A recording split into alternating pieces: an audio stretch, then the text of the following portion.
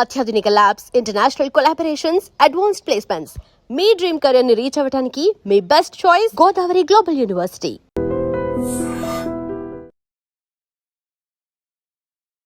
ఎడిటింగ్ని AI ఎలా ప్రభావితం చేస్తుంది? వర్క్ ఎన్హాన్స్కి ఉపయోగపడుతుందా, లేదా ఎడిటర్లకి ఏఐ ఛాలెంజ్ అయింది? ఏఐ అనేది ఒక టెక్నాలజీ అంతే, అది ఎమోషన్ని తీసుకురాలేదు కదా, ఒకంతకు హెల్ప్ అవుద్ది అంతే. దానివల్ల బయట నుంచి అప్పటిదాకా మనతో పనిచేసిన స్టార్స్ కానీ వాళ్ళు కానీ మన క్షేమాలు కనుక్కోవడం ఉంటుందా? మనం బిజీగా ఉంటేనే మనం గుర్తుంటాం. మనం ఒకసారి సినిమాలు చెయ్యట్లేదా ఉండదు. మనం ఏదో అసలు ఒక ఎడిటర్ వర్క్ స్ట్రక్చర్ ఎలా ఉంటుంది, ఆ థాట్ ప్రాసెస్ ఎలా ఉంటుంది? జనరల్గా డైరెక్టర్స్ ఏంటంటే వాళ్ళే రాసి వాళ్ళే తీస్తే వాళ్ళు ఎక్కువ ఇష్టపడతారు సినిమాని. సో వాళ్ళని ఒప్పించడం కొంచెం కష్టం అవుద్ది, బట్ చెప్తావచ్చు. ఏదైతే ఇలా ఓపెన్గా మీ రివ్యూ చెప్తారో, తొలినాళ్ళతో మీతో పనిచేసి సక్సెస్ తీసుకున్న డైరెక్టర్లు కూడా దూరం అయ్యారు. బిగినింగ్ డేస్లో అందరూ డైరెక్టర్లు మాతో బాగా ట్రావెల్ అవుతారు. ఎడిటర్ అంటే మా హార్ట్ అండి, లివర్ అండి. సక్సెస్ వచ్చిన తర్వాత వాళ్ళకి పేమెంట్ల వల్ల కొన్ని సినిమాలు వెళ్ళిపోయినట్టుంటాయి. రివ్యూ రైటర్ల మీద మీకు ఏమైనా కోపం ఉందా? బాగాలేదని చెప్పడం, నాకు నచ్చలేదని చెప్పడం తేడా ఉంది. పూరి జగన్నాథ్ గారితో మీకు గ్యాప్ రావడానికి కారణం ఫైనాన్షియల్ ఇష్యూస్ అంటే చెప్పకూడదు. ఒక అంతకు లీడర్ మూవీ ఏవిఎం ప్రొడక్షన్స్, మీరు ప్రొడక్షన్లో దిగి మీరు మొత్తం ఆ బాధ్యత అంతా పైన వేసుకొని సినిమా చేస్తే ఒక ఎడిటరు ప్రొడక్షన్కి వెళ్ళిపోవడం ఏంటి? ప్రొడక్షన్లో నాకు చేదు అనుభవాలు ఏంటంటే, మనం ఎవరైతే నమ్మి పెట్టామో వాళ్ళందరూ కొంచెం దొంగ బిల్లులు ఈడాలు ఇవన్నీ చేస్తే నాకు చిరాకు వచ్చింది. శేఖర్ కమ్లా గారితో మీకు ఒక్క సినిమా మీ ఇద్దరి బాండింగ్ని చాలా దారుణంగా దెబ్బతీసింది, నిజమేనా? లవ్ స్టోరీకి అయితే అయ్యింది. కొన్ని సినిమాలకి మీరు రెమ్యునరేషన్లు కూడా చాలా తక్కువ తీసుకొని కొత్త డైరెక్టర్లు వస్తున్నప్పుడు వాళ్ళు మళ్ళీ స్టార్లు కూడా అయ్యారు. మీకు అదే మైనస్ అయిందేమో అనిపిస్తుంది. ఒక పెద్ద ప్రొడ్యూసర్ అన్నాడు, వెంకటేష్ ఒకసారి ఫోన్ చేసి ఆయన అడుగు, సినిమా ఇస్తాడు నిన్ను అని అన్నాడు. నేను ఎందుకు ఫోన్ చేసి అడగాలండి? అతనికి నేను కావాలంటే అతను నా దగ్గరకు రావాలి. అవార్డ్స్ విషయంలో మీకు చాలా తీవ్రమైన అసంతృప్తి ఉంది. ఒక సినిమా చేసి 2 సినిమాలు చేసిన వాళ్ళు మీరు జ్యూరీ మెంబర్లో పెట్టి, డైరెక్టర్ నిజంగా ఎడిటర్ గురించి చెప్తాడా? ఫంక్షన్లో మేము కూర్చుంటే మా పేర్లు చెప్తారు. ఫిల్మ్ఫేర్ అవార్డుకి అసలు ఎడిటింగ్ డిపార్ట్మెంటే లేదు. అది మేము అంటాం. మాతాన్కే వెంకటేష్ గారి దగ్గర ఒక నోట్ ఉంది, కొన్ని వందల సినిమాలకు సంబంధించిన నోట్స్. అది ఇండస్ట్రీలో చాలా సినిమాలకు సంబంధించిన బ్యాక్ స్టోరీస్, అది బుక్గా వస్తే అద్భుతంగా ఉంటుందని చెప్పారు. ఎందుకు మీరు దాన్ని బుక్గా తీసుకురావట్లేదు? స్టేజ్ పైన అందరూ కౌగులించుకుంటారని చేసుకుంటారు, హీరోలు, డైరెక్టర్లు, ప్రొడ్యూసర్లు. బట్ రియల్గా ఏంటనేది మాకు తెలుస్తుంది, మా దగ్గర జరుగుతాయి అన్నీ. అది కాంట్రవర్సీ అవుతాను.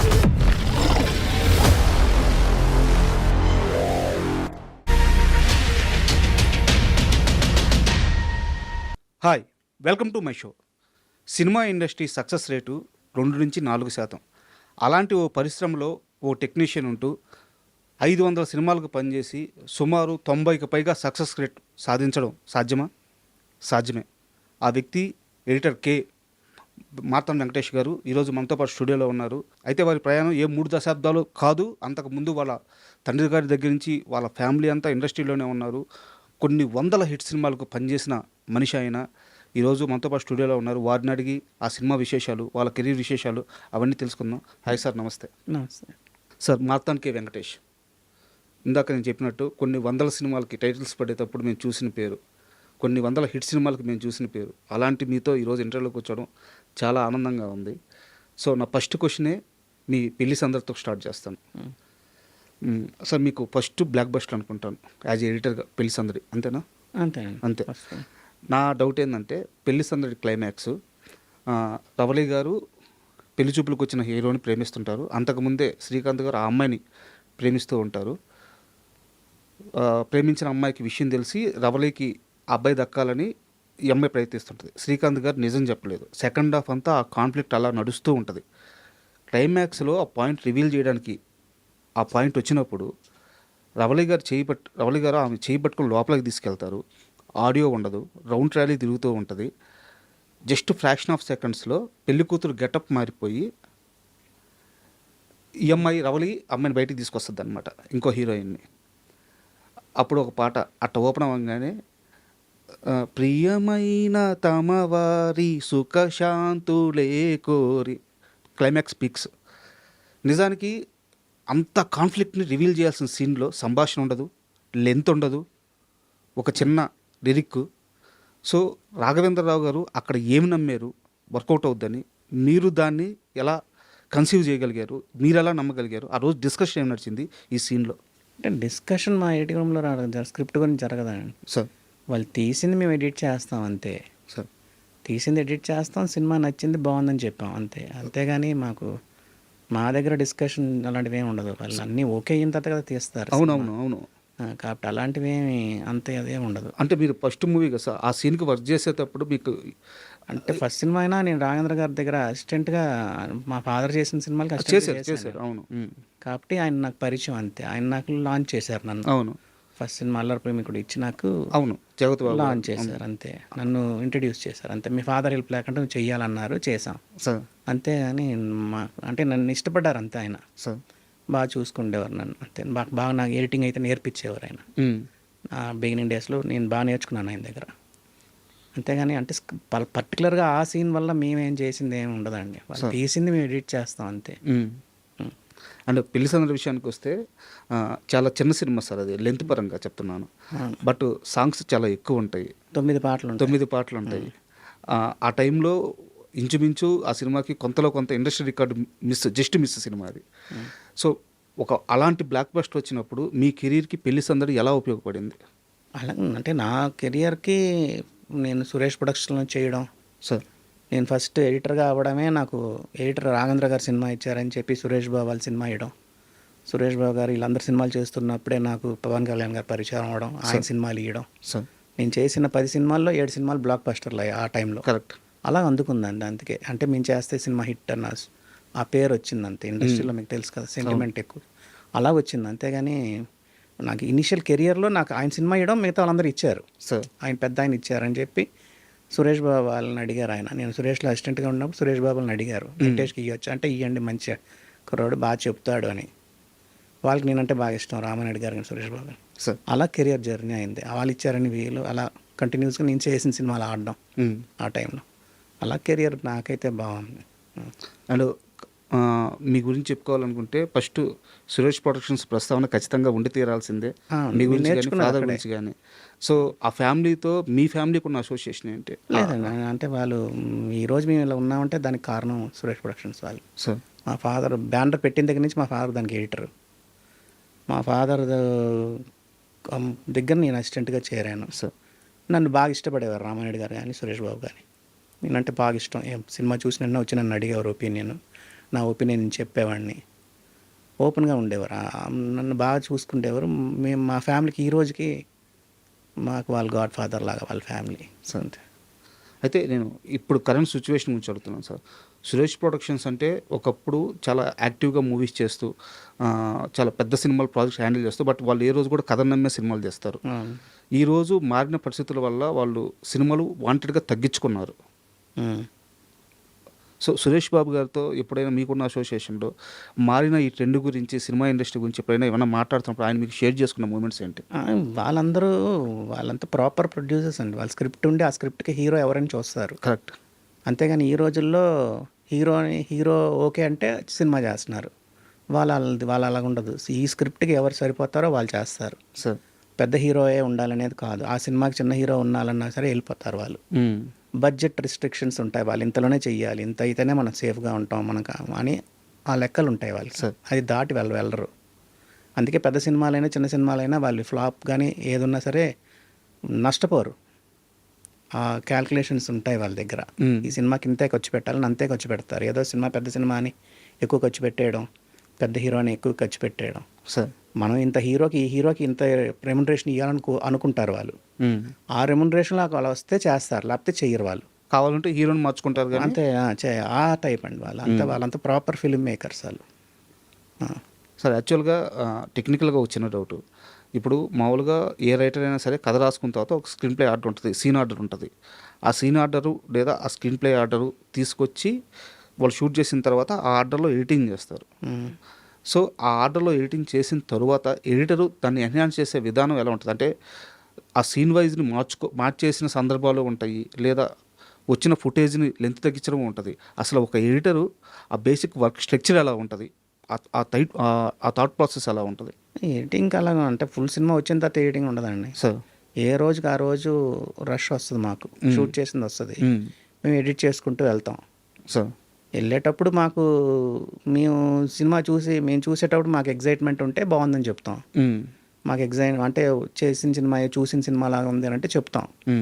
పెద్ద గొప్పగా లేదండి, చూసుకోండి, కరెక్ట్ చేసుకోండి అని చెప్తాం. మేము అనుకుందే వస్తుంది అనుకోండి, సార్ మేము అనుకుందే వస్తుంది సార్, కొత్తగా ఏముందని అంటాం. ఇలాంటి ఫీడ్బ్యాక్లు ఇస్తాం. మాకు సినిమా ఏమైనా సీన్స్ నచ్చకపోతే ఇది పండలేదు సార్ అని చెప్తాం. అలా అయితే అంతేగాని అంటే లెంత్ పరంగా అంటారా, మమ్మల్ని నమ్మి వదిలేస్తారు కొంతమంది. మేము ఎడిట్ చేసి ఇది కరెక్ట్ అని చెప్తాం. జనరల్గా డైరెక్టర్స్ ఏంటంటే వాళ్ళే రాసి వాళ్ళే తీస్తే వాళ్ళు ఎక్కువ ఇష్టపడతారు సినిమాని. సో వాళ్ళని ఒప్పించడం కొంచెం కష్టం అవుద్ది. బట్ చెప్పిందే చెప్తున్నామండి, అలా అవి కొంచెం మారుస్తే బాగుంటుంది, స్క్రీన్ ప్లే మారుస్తే బాగుంటుందండి అని చెప్తాం. ఏదైతే ఇలా ఓపెన్గా మీ రివ్యూ చెప్తారో, మాతానికి వెంకటేష్ గారికి కెరీర్ తొలినాళ్ళలో ఇదే ప్లస్ అయింది. చివరికి వచ్చేలేకే దీనివల్లే సక్సెస్ఫుల్గా అయిన డైరెక్టర్లు మీ దగ్గర నుంచి వెళ్ళి తొలినాళ్ళతో మీతో పనిచేసి సక్సెస్ తీసుకున్న డైరెక్టర్లు కూడా చివరికి వచ్చేలేకే చాలామంది కొంతమంది దూరం అయ్యారు. అది దూరం అంటే మేము నేర్చుకున్నది ఏంటంటే నేను ఫ్రాంక్గా చెప్పడం వల్ల నాకు సినిమాలు వచ్చాయి. కరెక్ట్. ఫస్ట్ ఆడిటోరియం మేము ఇది ఎక్కడి నుంచి నేర్చుకున్నాం, అరవింద్ గారు చెప్పబట్టి నేర్చుకున్నాం. మీరే ఫస్ట్ ఆడియన్స్. నువ్వు ఎడిటర్ అన్నవాడు సినిమాని ఎవరిని ఇష్టపడకూడదు, సినిమాని ఇష్టపడాలి. సినిమా బాగుంది లేదనేది ఫస్ట్ నువ్వే చూస్తున్నావు కాబట్టి మీరే చెప్పాలి మాకు సినిమా బాగుందా బాగాలేదా అని. అవన్నీ మేము పెట్టుకున్నాం. వాటి వల్ల మేము బిగినింగ్ డేస్లో అందరూ డైరెక్టర్లు మాతో బాగా ట్రావెల్ అవుతారు. ఎడిటర్ అంటే మా హార్ట్ అండి, లివర్ అండి అని ఏదో అంటూ ఉంటారు, రైట్ హ్యాండ్ అండి, లెఫ్ట్ హ్యాండ్ అండి అంటూ ఉంటారు. మీరు పాత ఇంటర్వ్యూలు చూస్తే. మరి ఈరోజు ఎందుకు మేము కాదయ్యాం, ఎందుకు అవ్వలేదు, హార్ట్ అవ్వలేదు, ఎందుకు లెఫ్ట్ హ్యాండ్ రైట్ హ్యాండ్ అవ్వలేదు? అదేంటంటే ఒక సక్సెస్ బిగినింగ్ ఇనిషియల్ డేస్లో మాది తీసుకుంటారు. ఒక సక్సెస్ వచ్చిన తర్వాత వాళ్ళకి వీళ్ళు చెప్పడం ఏంటి అన్న చిన్నది ఉంటుంది. అందరూ సార్ అంటారు, మనం సార్ అనం, ఎందుకంటే బిగినింగ్ డేస్ నుంచి ఉంటున్నాం కాబట్టి. ఇలాంటివన్నీ చిన్న చిన్న ఉంటాయండి, అటు ఇటు ఉంటాయి. కొన్ని పేమెంట్ల దగ్గర ఉంటారు. ఫస్ట్ సినిమా నుంచి అదే పేమెంట్ ఇస్తారు మాకు. అదేంటి సార్ అందరికి పేమెంట్లు బయట ఎక్కువ ఇస్తున్నారు, మాకు మీరు ఇంకా ఫస్ట్ సినిమా నుంచి అదే పేమెంట్ అంటే పేమెంట్ల వల్ల కొన్ని సినిమాలు వెళ్ళిపోయినాయి, కొంతమంది దగ్గర బ్యాడ్ అవుతాం. రకరకాలండి ఇది. ఆ రోజు నచ్చిన వాళ్ళు మీరేం 10 సినిమాలు చేసి 11వ సినిమాకి నేను ఎందుకు నచ్చను సార్? అది తేడా ఉంది. బిగినింగ్ డేస్లో ఇనిషియల్గా చెప్తుంటే వాళ్ళకి మన గురించి చెప్తున్నాడు అన్న ఫీల్ అవుతారు. పోను అది తగ్గుతుంది, అందరూ సక్సెస్ రావడం కొంచెం మారుతారు. యాక్చువల్గా మీతో పాటు పనిచేసిన లేదా మీరు పనిచేసిన డైరెక్టర్లు ఎక్కడైనా సరే ఇండస్ట్రీలో వాళ్ళు సక్సెస్ అవ్వడం అనేది ఆ టెక్నీషియన్కి ప్లస్ అవ్వాలి. బట్ మాతానికే వెంకటేష్కి కొత్త డైరెక్టర్ని స్టార్ చేయడమే మైనస్ అయింది అనుకోవచ్చా? అలాగే ఉండదండి. ఇప్పుడు మాకు ఇంకా కంటిన్యూ అవుతున్నారు, చాలామంది కొంతమంది కంటిన్యూ అవుతారు. దాని గురించి ఉండదు. కొంతమంది మారుతారు, కొంతమంది అదే నేను చెప్తున్నాను కదండి, రకరకాలు ఉంటాయి. వాళ్ళు ఎందుకు ఇవ్వలేదు అన్నదానికి వాళ్ళని అడగాలి, నన్ను అడిగి లాభం లేదు. ఒక చిన్న సారీ టు ఇంటరప్ట్ చేస్తా, ఒక చిన్న డౌట్. దేశముద్రు సినిమా లాస్ట్ అరగంట ఫైటే ఉంటుంది, మొత్తం యాక్షనే ఉంటుంది. దేశముద్రు సినిమా చూసినప్పుడు యాజ్ ఏ ఆడియన్గా నాకు సినిమా నచ్చింది. పక్క రోజు వెళ్ళి ఆంధ్రభూమిలో వెన్నెల అని ఒక ఎడిషన్ వచ్చేది, దానికి 1 స్టార్ ఇచ్చి అట్టర్ఫ్లాప్ సినిమా అని చెప్పి రాశారు. 100 రోజులు ఆడింది సినిమా అది. బట్ ఆ సినిమాలో ఉన్న అప్పుడు వచ్చిన కంప్లైంట్ ఏంటంటే లాస్ట్ 30 మినిట్స్ యాక్షన్ ఎపిసోడే ఉంది మొత్తం అని చెప్పి. దీనిపైన మీ ఎడిటింగ్ దగ్గర కానీ పూరి జగన్నాథ్ గారి విషయం అక్కడ మాట్లాడుకునేటప్పుడు కానీ ఏమన్నా డిస్కషన్ జరిగిందా? అలాగే ఉండదండి. పూరి జగన్నాథ్ చాలా వింటారు ఆయన మాట. టెక్నీషియన్స్కి వాల్యూ వస్తాడు ఆయన బాగా. ఆయన షూట్ చేసింది ఎడిటింగ్ కూడా రాడు ఆయన. మేము ఎడిట్ చేసి చూపించిన తర్వాత ఆయన ఓకే అంటాడు, ఆయనకి ఏమైనా అనిపించింది చిన్న చిన్న చెప్తాడు, వెళ్ళిపోతాడు ఆయన, అంతే. ఆయనది క్లియర్గా ఉంటుంది. అంతేకాని దేశముద్రకి నాకు అరగంట ఫైట్ ఉందా అనేది నాకు గుర్తు, నాకు అర్థం లేదు. పాటలన్నీ బాగున్నాయి, సినిమా మంచి సినిమానే అనుకున్నాం మేము, అంతే. నాకు మరి ఆ టైంలో రివ్యూలు నేను చూడలేదు. రివ్యూల్ని జనరల్గా మేము నమ్మం. రివ్యూలకి సినిమాకి సంబంధం ఉండదండి. రివ్యూ రైటర్ల మీద మీకు ఏమైనా కోపం ఉందా? కోపం అని కాదు, వాళ్ళు అంటే రివ్యూలు రాస్తారు, వాళ్ళు పర్సనల్ది రాయకూడదండి. ఇప్పుడు సినిమా బాగాలేదని చెప్పడం, నాకు నచ్చలేదని చెప్పడంలో తేడా ఉంది. కరెక్ట్. మన పర్సనల్ ఒపీనియన్ అది, నాకు నచ్చింది నచ్చలేదని. ఒక యాక్షన్ ఫిల్మ్ డైరెక్టర్కి నార్మల్ పొయిటిక్ ఫిల్మ్స్ నచ్చవు. Action film director review poetic ఫిల్మ్కి రాస్తే ఏమని రాస్తాడు ఆయన, ఏంటిదని అంటాడు. వీళ్ళు రివర్స్లో వీళ్ళు అలాగుంటారు. అలాగే వాళ్ళ పర్సనల్ ఒపీనియన్ రాయకూడదు. అది అది ఇంకా ట్రెండ్ అయింది కాబట్టి మేమేం చెప్పలేము. మేమేమంటామంటే ప్రతి సినిమాకి ల్యాగ్ ఉందని అంటారు.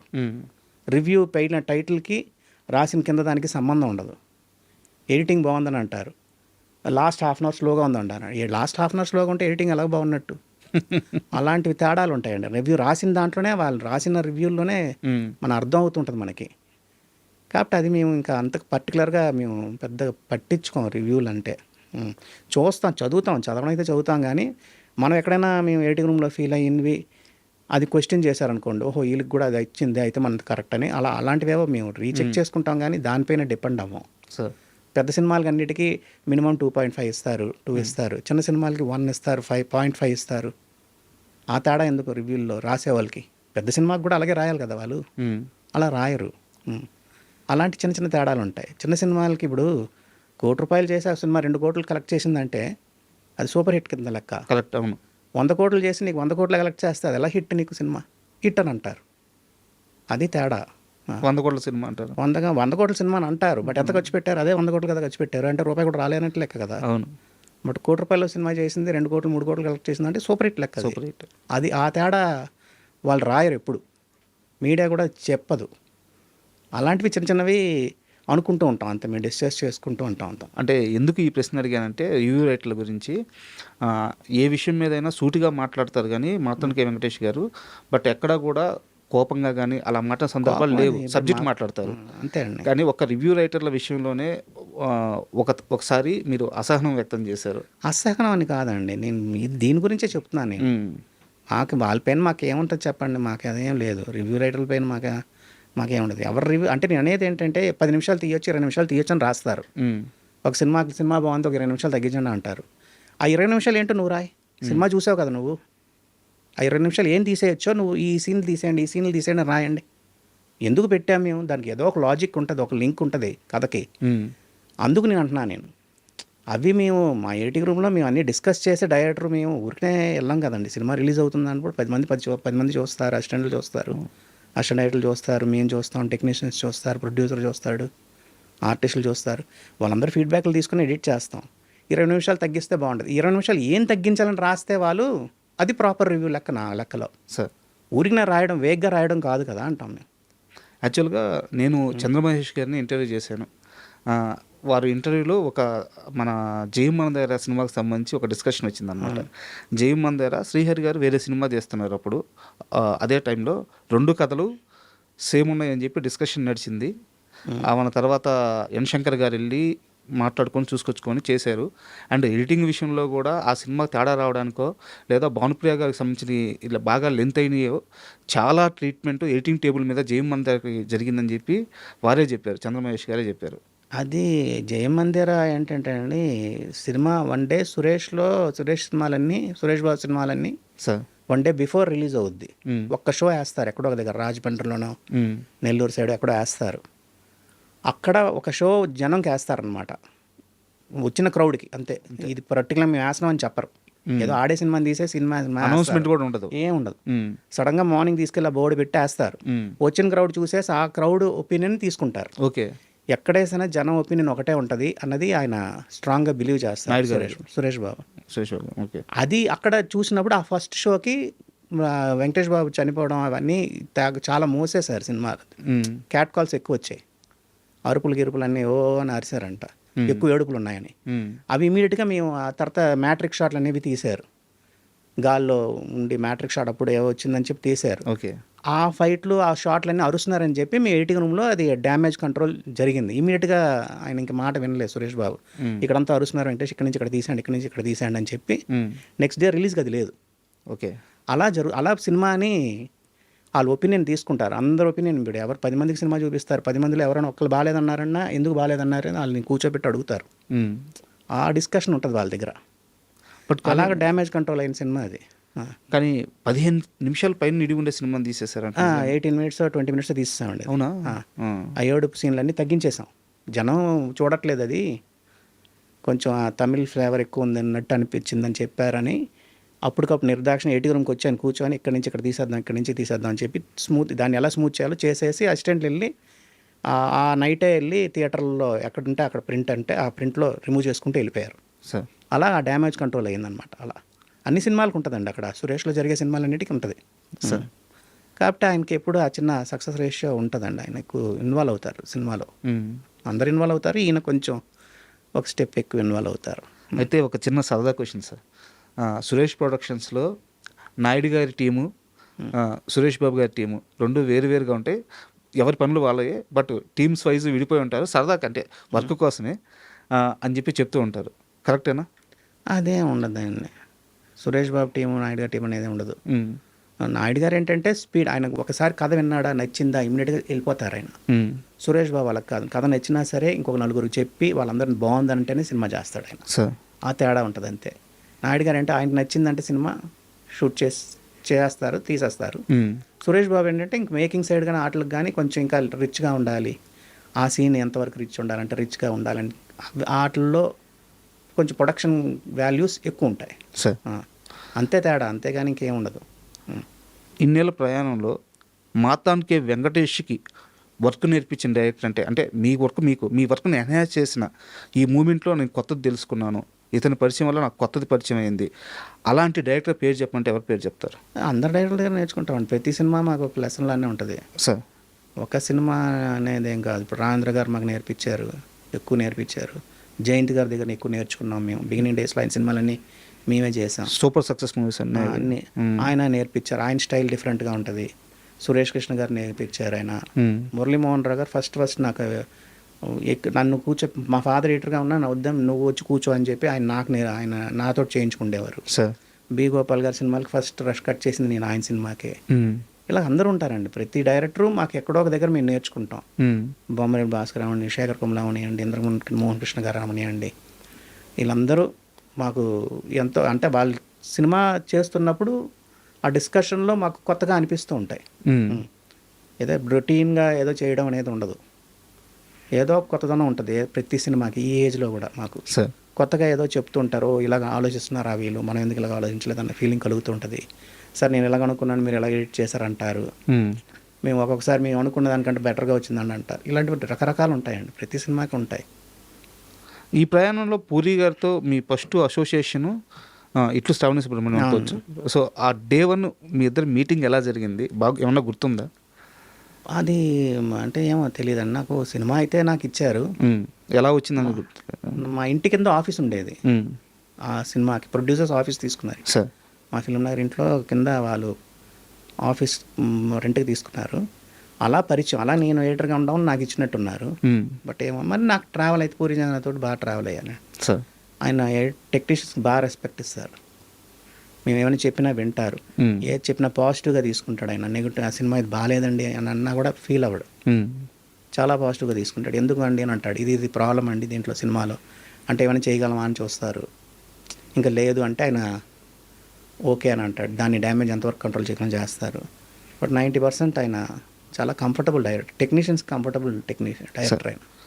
పూరి గారితో మీకు ట్రావెల్ ఉంది కాబట్టి ఒక 3 సినిమాల గురించి, పూరి గారి 3 సినిమాల గురించి మీరు పనిచేసినవి మాట్లాడుకుందాము. ఇండస్ట్రీలో చాలామంది రైటర్లను కలిశాను, చాలామంది డైరెక్టర్లను కలిశాను. చాలామంది చెప్పే ఒకే ఒక మాట ఏంటంటే అమ్మా నాన్న ఓ తమిళమ్మాయి, ఆ సినిమాలో ఉండే ఎమోషన్స్, అది దేనివల్ల బ్యూటీ వచ్చిందో తెలియదు. రైటింగ్ వల్ల, డైరెక్షన్ వల్ల, ఎడిటింగ్ వల్ల, ఆ సినిమా తెలియదు. కానీ సార్ ఆ హ్యూమన్ ఎమోషన్స్ మళ్ళీ ఇంకో సినిమా రాదు. ఈవెన్ కోనా వెంకట గారు కూడా ఇదే మాట చెప్పారు నా ఇంటర్వ్యూలో, అదొక అద్భుతం హ్యూమన్ ఎమోషన్స్లో అని చెప్పేసి. సో మీకు ఆ సినిమాతో మీ ట్రావెలింగ్లో గుర్తుండిపోయే మూమెంట్స్ లేదండి. ఇప్పుడు జనరల్గా మదర్ అండ్ ఫాదర్ ఆ సినిమా పెద్ద హిట్ అవ్వడానికి మేము అనలైజ్ చేసుకునేది ఏంటంటే, మాకు నచ్చడానికి కారణం ఏంటంటే ప్రతి తల్లి కొడుకుకి కొంచెం డిస్టెన్స్ ఉంటుంది. బట్ ఆ సినిమాలో మీకు ఫ్రెండ్స్లా ఉంటారు, అది కనెక్ట్ అయ్యారు అందరూ జనం అన్నది అదే దాని హిట్కి కారణం. ఆ ఫ్లేవర్ అనేది మేము అనుకోవడం. ప్రతి దాంట్లో అలా ఉండరు. ఇప్పుడు తొలి ప్రేమలో ఒక బ్రదర్ అండ్ సిస్టర్ రిలేషన్షిప్ ఉంటుంది, కరెక్ట్. అలాంటిది రియల్ లైఫ్లో ఉండవండి, అవి ఎక్కడో ఉంటాయి. ఆ రియల్ లైఫ్లో అయ్యో ఇలా ఉంటే బాగుంటుంది, ఇలా మదర్ ఉంటే బాగుంటుంది, ఇలా కొడుకు ఉంటే బాగుంటుంది అని కనెక్ట్ అవుతారు చూస్తారు ఆడిటోరియం. అవి పెద్ద హిట్ని చేస్తాయి సినిమాలు, అవి ఎమోషన్ ఇది పట్టుకోగలిగితే. పూరి జగన్నాథ్ గారి సినిమాలో అన్నిట్లో అవి ఉంటాయి. ఇప్పుడు ఇడియట్ ఉంది, ఒక అమ్మాయిని ప్రేమిస్తున్నామంటే మనం ఆలోచించి 10 సార్లు ఆలోచించి అమ్మాయి ఏమనుకుంటుందని చెప్పి వెళ్ళి మాట్లాడతాం. ఐ లవ్ యూ ఏదో చెప్పాలనుకుంటే భయపడతారు. ఉమ్. దాంట్లో హీరో క్యారెక్టర్ చేసిన అలా ఉండదు, డైరెక్ట్గా వెళ్ళి ఐ లవ్ యూ అంటాడు. Yeah. అది ఒక ఫ్యాంటసీ. అలా అయ్యో ఇలాగుంటే బాగుంటుంది అన్న ఫీలింగ్ కలుగుతుంది సార్ ఆడిటోరియంలో. అవి హిట్ అవుతాయి అని మేము నేర్చుకున్నాం ఇవన్నీ అంతే. సార్ అవి మేము ఎక్కడో కనెక్ట్ అయ్యామనుకోండి.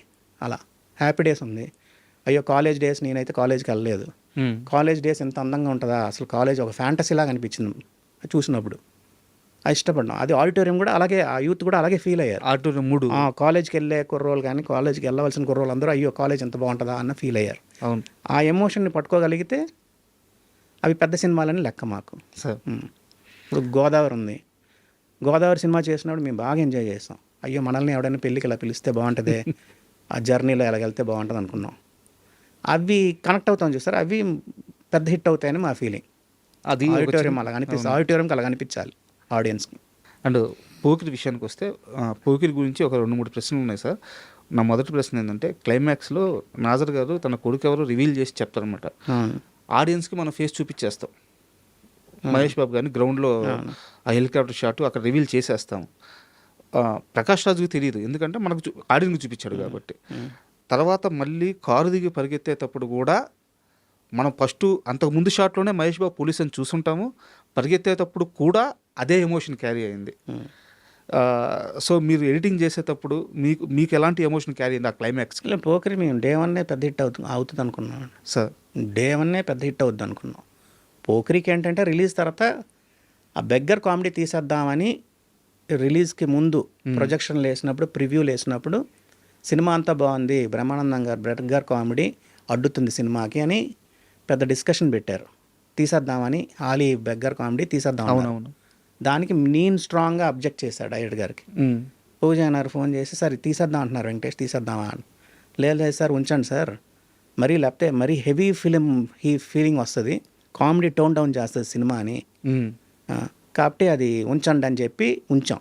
అంతేగాని పోకిరికి పెద్ద మాకేమి డిస్కషన్సే అవ్వలేదండి సార్. డే వన్ నుంచి సూపర్ హిట్ అనుకున్నాం మేము సినిమా. ఎందుకు సార్ పోకిరి మాత్రమే ఎందుకు అంత స్పెషల్ మీ దృష్టిలో? అంటే 75 సంవత్సరాల సినిమా రికార్డును అప్పుడు బద్దలు కొట్టిన సినిమా. యాక్చువల్గా చెప్పాలంటే పోకిరి, ఇడియట్ కొంచెం ప్యారల్గా దగ్గర ఉన్న సినిమాలండి. దాంట్లో పోకిరిలో, దీంట్లో ఇడియట్లో కూడా హీరో వచ్చి ఇది ఇతను ఇన్ఫార్మర్, దీంట్లో పోలీస్ ఆఫీసర్. కొంచెం క్యారెక్టరైజేషన్ అలాగే రెండు సినిమా కటింగ్ ప్యాటర్న్లు రెండు సినిమాకి ఒకలా ఉంటాయి. ఇడియట్ టు పోకిరి, అమ్మా నాన్న తమిళ మిగతా సినిమాలు వేరేగా ఉంటాయి. హీరో తెలిసి చేస్తూ ఉంటాడు. అందుకు మేము ఎలా కట్ చేసామంటే, ఎవరైనా క్వశ్చన్ వేయకముందే ఆన్సర్ వస్తూ ఉంటుంది హీరో దగ్గర నుంచి. ఆ టైమింగ్ పెట్టాం మేము. ఇడియట్లో కూడా అలాగే ఉంటుంది, పోకిరికి కూడా అలాగే ఉంటుంది. ఫస్ట్ నార్మల్గా ఎడిట్ చేసేసాం. హీరో ఏంటంటే తెలిసి చేస్తున్నాడు సినిమాలో. సార్ అతను ఇలా అడిగితే ఇలా మాట్లాడడానికి ప్రిపేర్ అయి ఉంటాడు అన్నిటికీ. తెలిసి చేస్తున్నాడు కాబట్టి ఎక్కడ ల్యాగ్ ఉండదు. హీరో క్వశ్చన్ అయ్యక ముందు ఆన్సర్ వస్తుంటుంది. ఓకే, ఆ ఫాస్ట్నెస్ అక్కడ నుంచి తీసుకున్నాం. నువ్వు నాకు నచ్చావంటే నాకు కూడా అంటాడు టక్కన హీరో. గ్యాప్ ఇడు, అది ఇంకా అతనికి కాలేటట్టు ఉంటుంది. ఆ టైమింగ్ పట్టుకున్నాం మేము పోకిరికి కానీ ఇడియట్కి కానీ అలా. Super sir. అయితే ఆంధ్ర వాళ్ళ విషయానికి వచ్చేలేకే సినిమా అయిపోయింది, పూరి జగన్నాథ్ గారు రష్ చూసుకున్నారు, మీతో మాట్లాడారు, కానీ ఆ సినిమాని ఎట్టి పరిస్థితుల్లో బతికించుకోవాలని చాలా తాపత్రయపడ్డారంట ఆయన. ఏం లేదండి, మా ఆంధ్ర వాళ్ళ నాకు పర్సనల్గా నచ్చలేదు. నేను చెప్పాను ఆయనకి, అండర్ ప్రొడక్షన్లోనే చెప్పా, నాకు నచ్చలేదు అంటే ఎందుకు అని అన్నాడు. యంగ్ క్యారెక్టర్ బాగుంది సార్, ఆ ఓల్డ్ క్యారెక్టర్ చాలా చిన్న అబ్బాయిలా ఉన్నాడండి ఎన్టీఆర్. ఆ యంగ్ క్యారెక్టర్ని, ఏజ్డ్ క్యారెక్టర్ని చూడలేకపోతున్నామండి, డైజెస్ట్ చేసుకోలేకపోతున్నాం. ఆ గెటప్ కానీ అది కొంచెం మిస్ఫైర్ అవుద్దేమో అని అనుకున్నాం. దానివల్ల ఆడిందా దానివల్ల ఆడలేదా నాకు తెలియదు కానీ, బట్ మేమైతే అంత ఆయన సినిమాల్లో గ్రేట్ ఫిల్మ్ కాదనేది నా పర్సనల్ ఒపీనియన్. అది చెప్పాం, ఫ్రాంక్గా చెప్పాం. అలా ఇవన్నీ చెప్తామండి. ఆయన ఏం పాజిటివ్గా తీసుకున్నారు. ఎక్కడ అయ్యో ఇలాగన్నాడు వెంకటేష్ అని ఎప్పుడు ఆయన ఏం ఫీల్ అవ్వలేదు. సార్ ఇండస్ట్రీలో మీ దాకా వచ్చిందో లేదో నాకు తెలియదు, కానీ నా దాకా వచ్చింది కాబట్టి అడుగుతున్నాను. నేను తప్పు అయితే కరెక్ట్ చేసుకుంటాను. పూరి జగన్నాథ్ గారితో మీకు గ్యాప్ రావడానికి కారణం ఫైనాన్షియల్ ఇష్యూ సార్? అంటే చెప్పకూడదు, ఒక అంతకు అదే అదేనా? అంటే ఫస్ట్ ఫిల్మ్ నుంచి అదే పేమెంట్ ఇస్తున్నారు. పోకిరికి సార్ అదే పేమెంట్ ఇస్తే ఎలాగంటే కొంచెం పెంచండి, అన్నీ ఆయన ఓన్ ప్రొడక్షన్ అనమాట. బయట చిన్న సినిమాలకి నేను ఎక్కువ తీసుకుంటున్నాను, పెద్ద సినిమాకి కూడా నేను దానికంటే తక్కువ తీసుకుంటే బాగుండదని అడిగాం. ఆయన హర్ట్ అయ్యాడు అన్నట్టు అన్నారండి. అది నాకు కరెక్ట్గా తెలియదు, నేను అనుకోవడం ఇది. అలా అంటే కొంతమంది టీం మారాం పోక్రి దేశముద్ర తర్వాత. అవును. ఫైనాన్షియల్ మ్యాటర్ అంటే అంతే అయ్యి ఉండొచ్చు, అదే అయ్యి ఉండొచ్చు నాకు తెలుసు. సో ఇది జస్ట్ కనుక్కోవడానికి పర్సనల్గా నాకు ఇప్పుడు ఈ రోజుకి ఆయన ఎక్కడైనా చూస్తే మాట్లాడతారు. ఏ డైరెక్టర్ అయినా మాతోటి బాగానే ఉంటారు. వాళ్ళు సినిమా ఇస్తేనే మంచి, సినిమా ఇవ్వకపోతే మంచిగా ఏం కాదు సార్. అయితే మీరు పోకిరి సినిమాకి ఎడిటర్ కాబట్టి ఈ మధ్యకాలంలో పూరి జగన్నాథ్ గారు మాట్లాడుతూ పోకిరిలాగా లేదు అంటున్నారు. పోకిరిలో ఏముందని చెప్పి నేను 2 సార్లు సినిమా చేసుకొని చూశాను, నాకేం కొత్తగా అనిపించలేదు, నేను తీసే సినిమాలు బాగానే తీస్తున్నాను, ఎందుకు ఆడట్లేదో తెలియట్లేదు అని ఒక స్టేట్మెంట్ ఇచ్చారు ఆయన. అంటే అసలు పూరి జగన్నాథ్ గారి టచ్ కానీ ఆ మేకింగ్ కానీ ఎక్కడో ఆ స్పార్క్ మిస్ అవ్వడానికి కారణం ఏంటి? మీరు ఎడిటర్గా ఇంత ట్రావెల్ అన్నారు కాబట్టి మీరేం అబ్జర్వ్ చేశారు? పూరి జగన్నాథ్ ఇది ఆల్రెడీ నేను చెప్పానండి మిగతా ఇంటర్వ్యూలో. పూరి గారి దగ్గర ఏంటంటే ఆయన ఏటీఎంకి వస్తే కూర్చుంటే ఆయన కథ తెలిసి ట్రిమ్ చేస్తుంటాడు సినిమాని. ఇది అక్కర్లేదు తీసేయండి అంటుంటాడు. ఆయనకి తెలుసు కాబట్టి. మిగతా డైరెక్టర్లకి ఈయనకి తేడా ఏంటంటే అదే, మిగతా వాళ్ళందరూ ఉంచమంటారు, ఈయన సినిమా చూస్తున్నప్పుడు ఇది అక్కర్లేదు తీసేయండి అంటూ ఉంటాడు. ఆయన్ని లేదు సార్, ఇది సినిమా ఆడిటోరియంకి అర్థం అవ్వదండి, మీరు కథ తెలిసి మీరు ట్రిమ్ చేస్తున్నారు అని ఆయన ఆపాలి. అది మరి నాకు తెలిసి ఒకవేళ వీళ్ళు ఆపట్లేదేమో అని నా ఫీలింగ్. కొత్త ఎడిటర్లు అంటే మేబీ నేను చెప్పడం తప్పు అవ్వచ్చు, ఓకే, నాకు తెలియకంటే మాట్లాడకూడదు. నేనైతే హోల్డ్ చేసేవాడిని, సార్ భలేవారు మీరు కథ తెలిసి ట్రిమ్ చేస్తున్నారండి బాబు, ఆడిటోరియంకి అర్థం ఇది ఉంచండి అని చెప్పేవాడిని. ఇప్పుడు పోకిరిలో కామెడీ ట్రాక్ వద్దన్నారు, అలాగనమాట. అలాగే మిగతా సినిమాలకు కూడా మేము ట్రిమ్మింగ్లో ఆయన టూ ఫాస్ట్ ట్రిమ్మింగ్. ఆయన ఇది అక్కర్లేదండి తీసేయండి అంటూ ఉంటాడు. ఆయన్ని హోల్డ్ చేయాలి, సార్ ఇది కథగా అర్థం అవ్వదండి ఉంచండి అని. అలాంటివి ఆయన దగ్గర కొంచెం అది మైనస్ అని నా పర్సనల్ ఫీల్ అండి. సో మేబీ నేను రైట్ అవ్వచ్చు, రాంగ్ అవ్వచ్చు, ఆయన్ని హోల్డ్ చేయాలి. సో దిల్ రాజు గారి అసోసియేషన్తో మీకు స్టార్ట్ అయింది ఆర్య నుంచే? ఆర్య నుంచి. ఆర్యలో హీరో క్యారెక్టరైజేషన్ చాలా అప్పటి వరకు కొత్తగా ఉంటుంది. మీరు ఆ సినిమా చూసిన తర్వాత ఎడిటింగ్ రషెస్ చూసి ఎడిటింగ్ స్టార్ట్ చేసే ముందు కానీ లేదా చేసే క్రమంలో కానీ ఈ డైరెక్టర్ ఎవరో మామూలుడు కాదు అనే ఒక ఫీల్ ఎప్పుడన్నా కలిగిందా మీకు? చెప్పాం మేము. నాకు ఆర్య ఫస్ట్ షెడ్యూల్ తర్వాత ఆపారు సినిమా వాళ్ళు. ఓకే, ఎక్కువ కన్ఫ్యూజన్గా వెళ్తుంది అటా ఇటా, ఏంటి అసలు బాగుందా బాగాలేదా అంటే, నేను సినిమా చూసి నాకైతే నేను చాలా స్ట్రాంగ్గా చెప్పా, చాలా బాగా చేసినట్టు సార్, చాలా బాగుంది సార్ సినిమా అన్న, పెద్ద ఇట్ అవుద్దని నేను అన్న. అవి ఉంటాయండి. ఆయన దిల్ రాజు గారిది, ఆయన కూడా సురేష్ బాబు వల్ల చాలా ఓపెన్గా తీసుకుంటారు. ఆయన పన్నీ వాసు చాలా ఓపెన్గా తీసుకుంటారు. మనం ఏం చెప్పినా హర్ట్ అవ్వరు, నవ్వుతారు, ఎందుకు అని అంటారు, కూర్చోబెడతారు, మాట్లాడతారు, డిస్కస్ చేస్తారు, అవి ఉంటాయి. ఆర్యాకి మేము డే వన్నే అన్నాం, సినిమా చూసిన తర్వాత చాలా బాగా అనిపించింది నాకు, చాలా మోడర్న్గా అనిపించింది. కాబట్టి మేము చాలా స్ట్రాంగ్గా బిలీవ్ చేసాం ఆ సినిమా ఆడద్దని. సూపర్.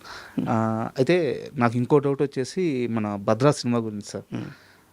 ఒక పరిపూర్ణమైన స్క్రిప్ట్ అనిపిస్తుంది నాకు భద్రా సినిమా చూస్తే. ఆ లవ్ స్టోరీ కానీ, ఆ యాక్షన్ కానీ, ఆ హీరో క్యారెక్టరేషన్ కానీ, బోయపాటి లాంటి ఒక కొత్త దర్శకుడు మీ దగ్గరికి వచ్చి ఆ కథ చెప్పి లేదా ఆ సినిమా తీసి మీకు ఇచ్చినప్పుడు ఆ సెన్సిబిలిటీ గురించి, అంటే అంత సెన్సిబిలిటీ నేను బోయపాటి గారిలో మాస్ చూశాను కానీ భద్రా కాస్త పక్కకు ఉంటుంది ఆయన సినిమాల్లో.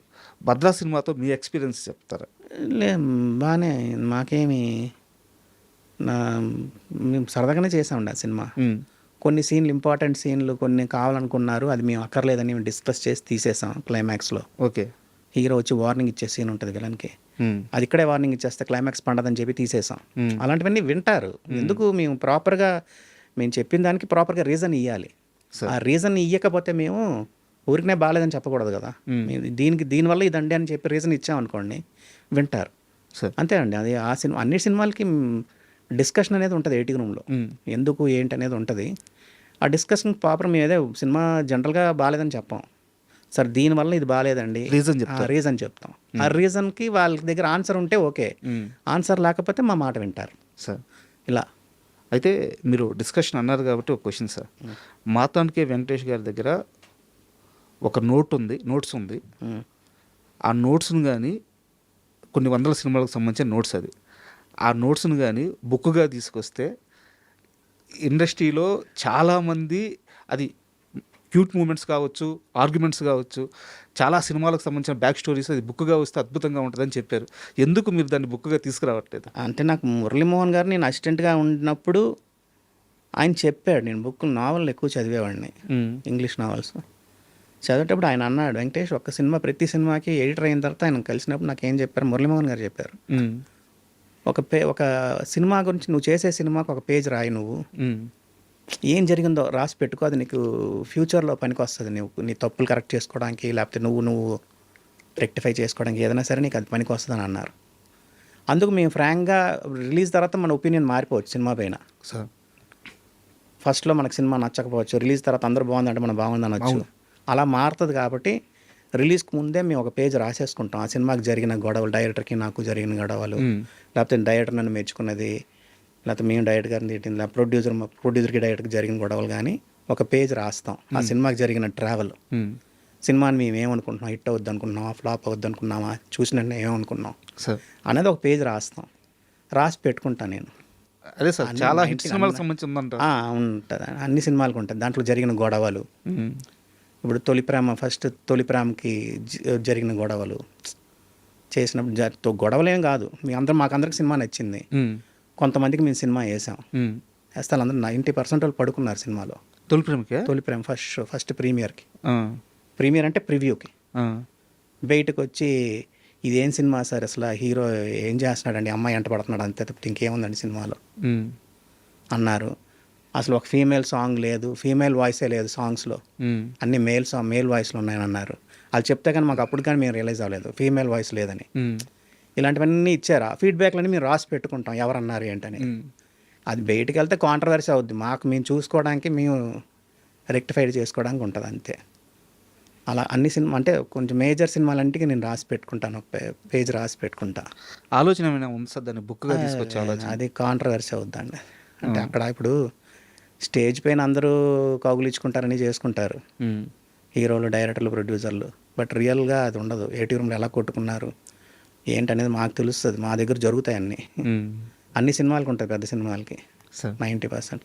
అవి వెళ్తే మనం కాంట్రవర్సీ చేసినట్టు అవుద్ది అదంతా. అది మనకు ఆ సినిమాకి ఇలాగ ఉన్నారు, దాని తర్వాత ఇలాగ ఉన్నారా అన్నది తెలుసుకోవడానికి బాగుంటుంది అంతే. అది అండ్ నాకు ఇంకొక డౌట్ సార్, బొమ్మరిల్లు క్లైమాక్స్ గురించి సార్. అంటే ఒక తెలుగు సినిమాలో క్లైమాక్స్ కన్వర్జేషన్ మీద అంత లెంత్ గురించి మాట్లాడుతున్నాను నేను.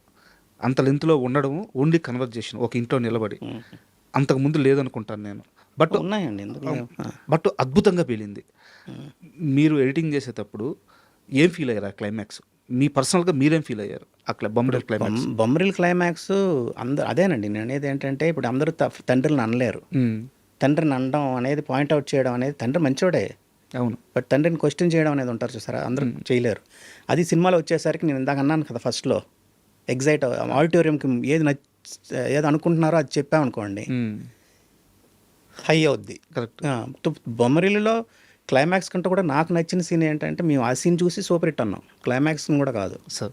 జెనీనియా నో అంటది, అవును, నేను ఇంట్లో ఉండలేను అంటది చూసారా, అది చూసి మేము అన్నాం, మేము ఎక్స్పెక్ట్ చేయలేదు సార్ అసలు ఈ సీను. ఎప్పుడో కొడుకు మాట్లాడతాడు తండ్రితో అని మాకు అర్థం తెలుసు, ఈ సీన్ అసలు ఎక్స్పెక్ట్ చేయలేదు, ఇది వచ్చిన వెంటనే మేము సూపర్ హిట్ సినిమా అన్నాం.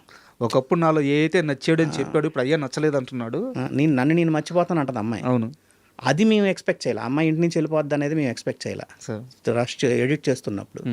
అది చూసిన వెంటనే సార్ ఇది చాలా బాగుంది సార్, ఇది పెద్ద హిట్ సార్ సినిమా అన్నాం. అలా ఉంటుందండి అంతే. అవి జడ్జ్మెంటల్ వైజ్ ఇలా ఉంటాయి మావి, తప్పవచ్చు రైట్ అవ్వచ్చు, అలా జడ్జ్ చేస్తాం. ఏదైనా ఒక దాన్ని మేము ఎగ్జైట్ అయ్యి సినిమాని అనుకున్న దాన్ని ఇంకోటి వచ్చి కొత్తగా వచ్చి బెటర్గా వచ్చింది అనుకోండి, చెప్తాం చాలా బాగుంది సార్ సినిమా అని చెప్తాం. సార్ బొమ్మరిల్లు సక్సెస్ తర్వాత మన దిల్ రాజు గారి ఆనందాన్ని చూడాలి అంటే బొమ్మరిల్లు సక్సెస్ని ఎంజాయ్ చేసే మూమెంట్లో చూడాలి. ఒక పసిపిల్లోడైపోయి ఎంజాయ్ చేశాడు, ఆయనకి చాలా కోరికంట. జనాలు దిల్ రాజు గొప్ప సినిమా తీశాడు, టికెట్లు తీసుకుంటున్నారు, హౌస్ఫుల్ పడుతున్నాయి, ఇవన్నీ కూడా. బొమ్మరిల్లు సక్సెస్ని దిల్ రాజు గారు ఎంజాయ్ చేయడం మీరు దగ్గర నుండి చూసారా? ఏదైనా ఒక మూమెంట్ గుర్తుంది? లేదండి, ఆయన అన్ని సినిమాలకి ఫుల్గా ఇన్వాల్వ్ అవుతారు ఆయన. అంటే అన్ని సినిమాలని ఓన్గా చిన్న ఒక టెక్నీషియన్ లాగానే పనిచేస్తారు ఆయన. మిక్సింగ్లో కూర్చుంటాడు ఆయన, అంటే ఎక్కడికి ఇంటికి వెళ్ళాడు ఆయన, వర్క్ చేస్తున్నప్పుడు అంతా అక్కడే ఉంటాడు. కాబట్టి ఆయన జనరల్గా ప్రతి సినిమాకి ఎంజాయ్ చేసేవారు. ఆ రోజుల్లో బిగినింగ్ డేస్లో అనేవాడు ఆయన, అందరు నన్ను సినిమా రిలీజ్ అయిన టికెట్లు అడగాలి, నన్ను ఫుల్ అవ్వాలి, అదొక జాయ్ నాకు అనేవారు. అలాగే అవన్నీ కంటిన్యూ అయ్యండి. ఈ రోజుల్లో అంటే అది పోయింది, ఒకేసారి అన్ని థియేటర్లో రిలీజ్ చేయడం వల్ల ఈ రోజు ఎవరు టికెట్లు అడుగుతున్నాం చెప్పండి, ఎక్కడ చూస్తే అక్కడ సినిమా దొరుకుతుంది. అండ్ కాస్త కరెంట్ సిచ్యువేషన్ గురించి మాట్లాడుకుందాం. ఇప్పుడు ఎడిటింగ్ అంటే ఏ విభాగంలో అయినా ఏఐ అనేది చాలా కీ రోల్ అయిపోయింది. సో ఎడిటింగ్ని ఏఐ ఎలా ప్రభావితం చేస్తుంది? వర్క్ ఎన్హాన్స్కి ఉపయోగపడుతుందా, లేదా ఎడిటర్లకి ఏఐ ఛాలెంజ్ అయిందా? ఇప్పుడు మాన్యువల్ ఫిల్మ్ మేము ఎడిట్ చేసేటప్పుడు ఒక సినిమాని ఒక ఎడిటర్ ఎడిట్ చేయాలి అంటే దానికి 4 అసిస్టెంట్లు ఉండాలి. నెగిటివ్ కట్ చేసేయడానికి ఒక ఇద్దరు ఉండి దానికి ఒక ఇద్దరు అసిస్టెంట్లు ఉండాలి. సౌండ్ సింక్ చేసి కట్ చేయడానికి ఒక మనిషి ఉంటే అతనికి ఒక ఇద్దరు అసిస్టెంట్లు ఉండాలి. అంటే సినిమాకి ఒక 10 మంది ఉండేవారు. ఒక సినిమాకి 10 మంది అసిస్టెంట్లు టీం ఉండాలి మినిమం. ఈ డిజిటల్ వచ్చిన తర్వాత ఆ 10 మంది 3-4 అయ్యారు. ఏఐ వల్ల ఇంకొక ఇద్దరు తగ్గుతారేమో, అంతేగాని ఎడిటింగ్ కంప్లీట్గా పోదండి. అదే ఎడిట్ చేసి అదే ఇచ్చేయడం అనేది ఉండదు. ఎడిటింగ్ ఏఐ అనేది ఒక ఇన్స్ట్రుమెంట్, అది ఒక టెక్నాలజీ అంతే. అది ఎమోషన్ని తీసుకురాలేదు కదా. ఇప్పుడు ఎక్కడ వైడ్ పడాలి, ఎక్కడ క్లోజ్ షాట్ పడాలి అనేది అది చెప్పలేదు. అది మనం అనుకొని ఎడిట్ చేయాలి. ఇప్పుడు వాళ్ళు ఎలాగే షూట్ చేసేటప్పుడు వైడ్ లాంగ్ క్లోజులు తీస్తున్నారు, ఎక్కడ క్లోజ్ షాట్ పడితే బాగుంటుంది అనేది మేము ఫీల్ అయ్యి మేము ఎడిట్ చేయాలి. అలాగే అది కంప్యూటర్లో చేసేయలేదు. కరెక్ట్, ఆటో ఎడిట్ చేసేయలేదు. అది ఎమోషన్ పట్టుకోలేదు.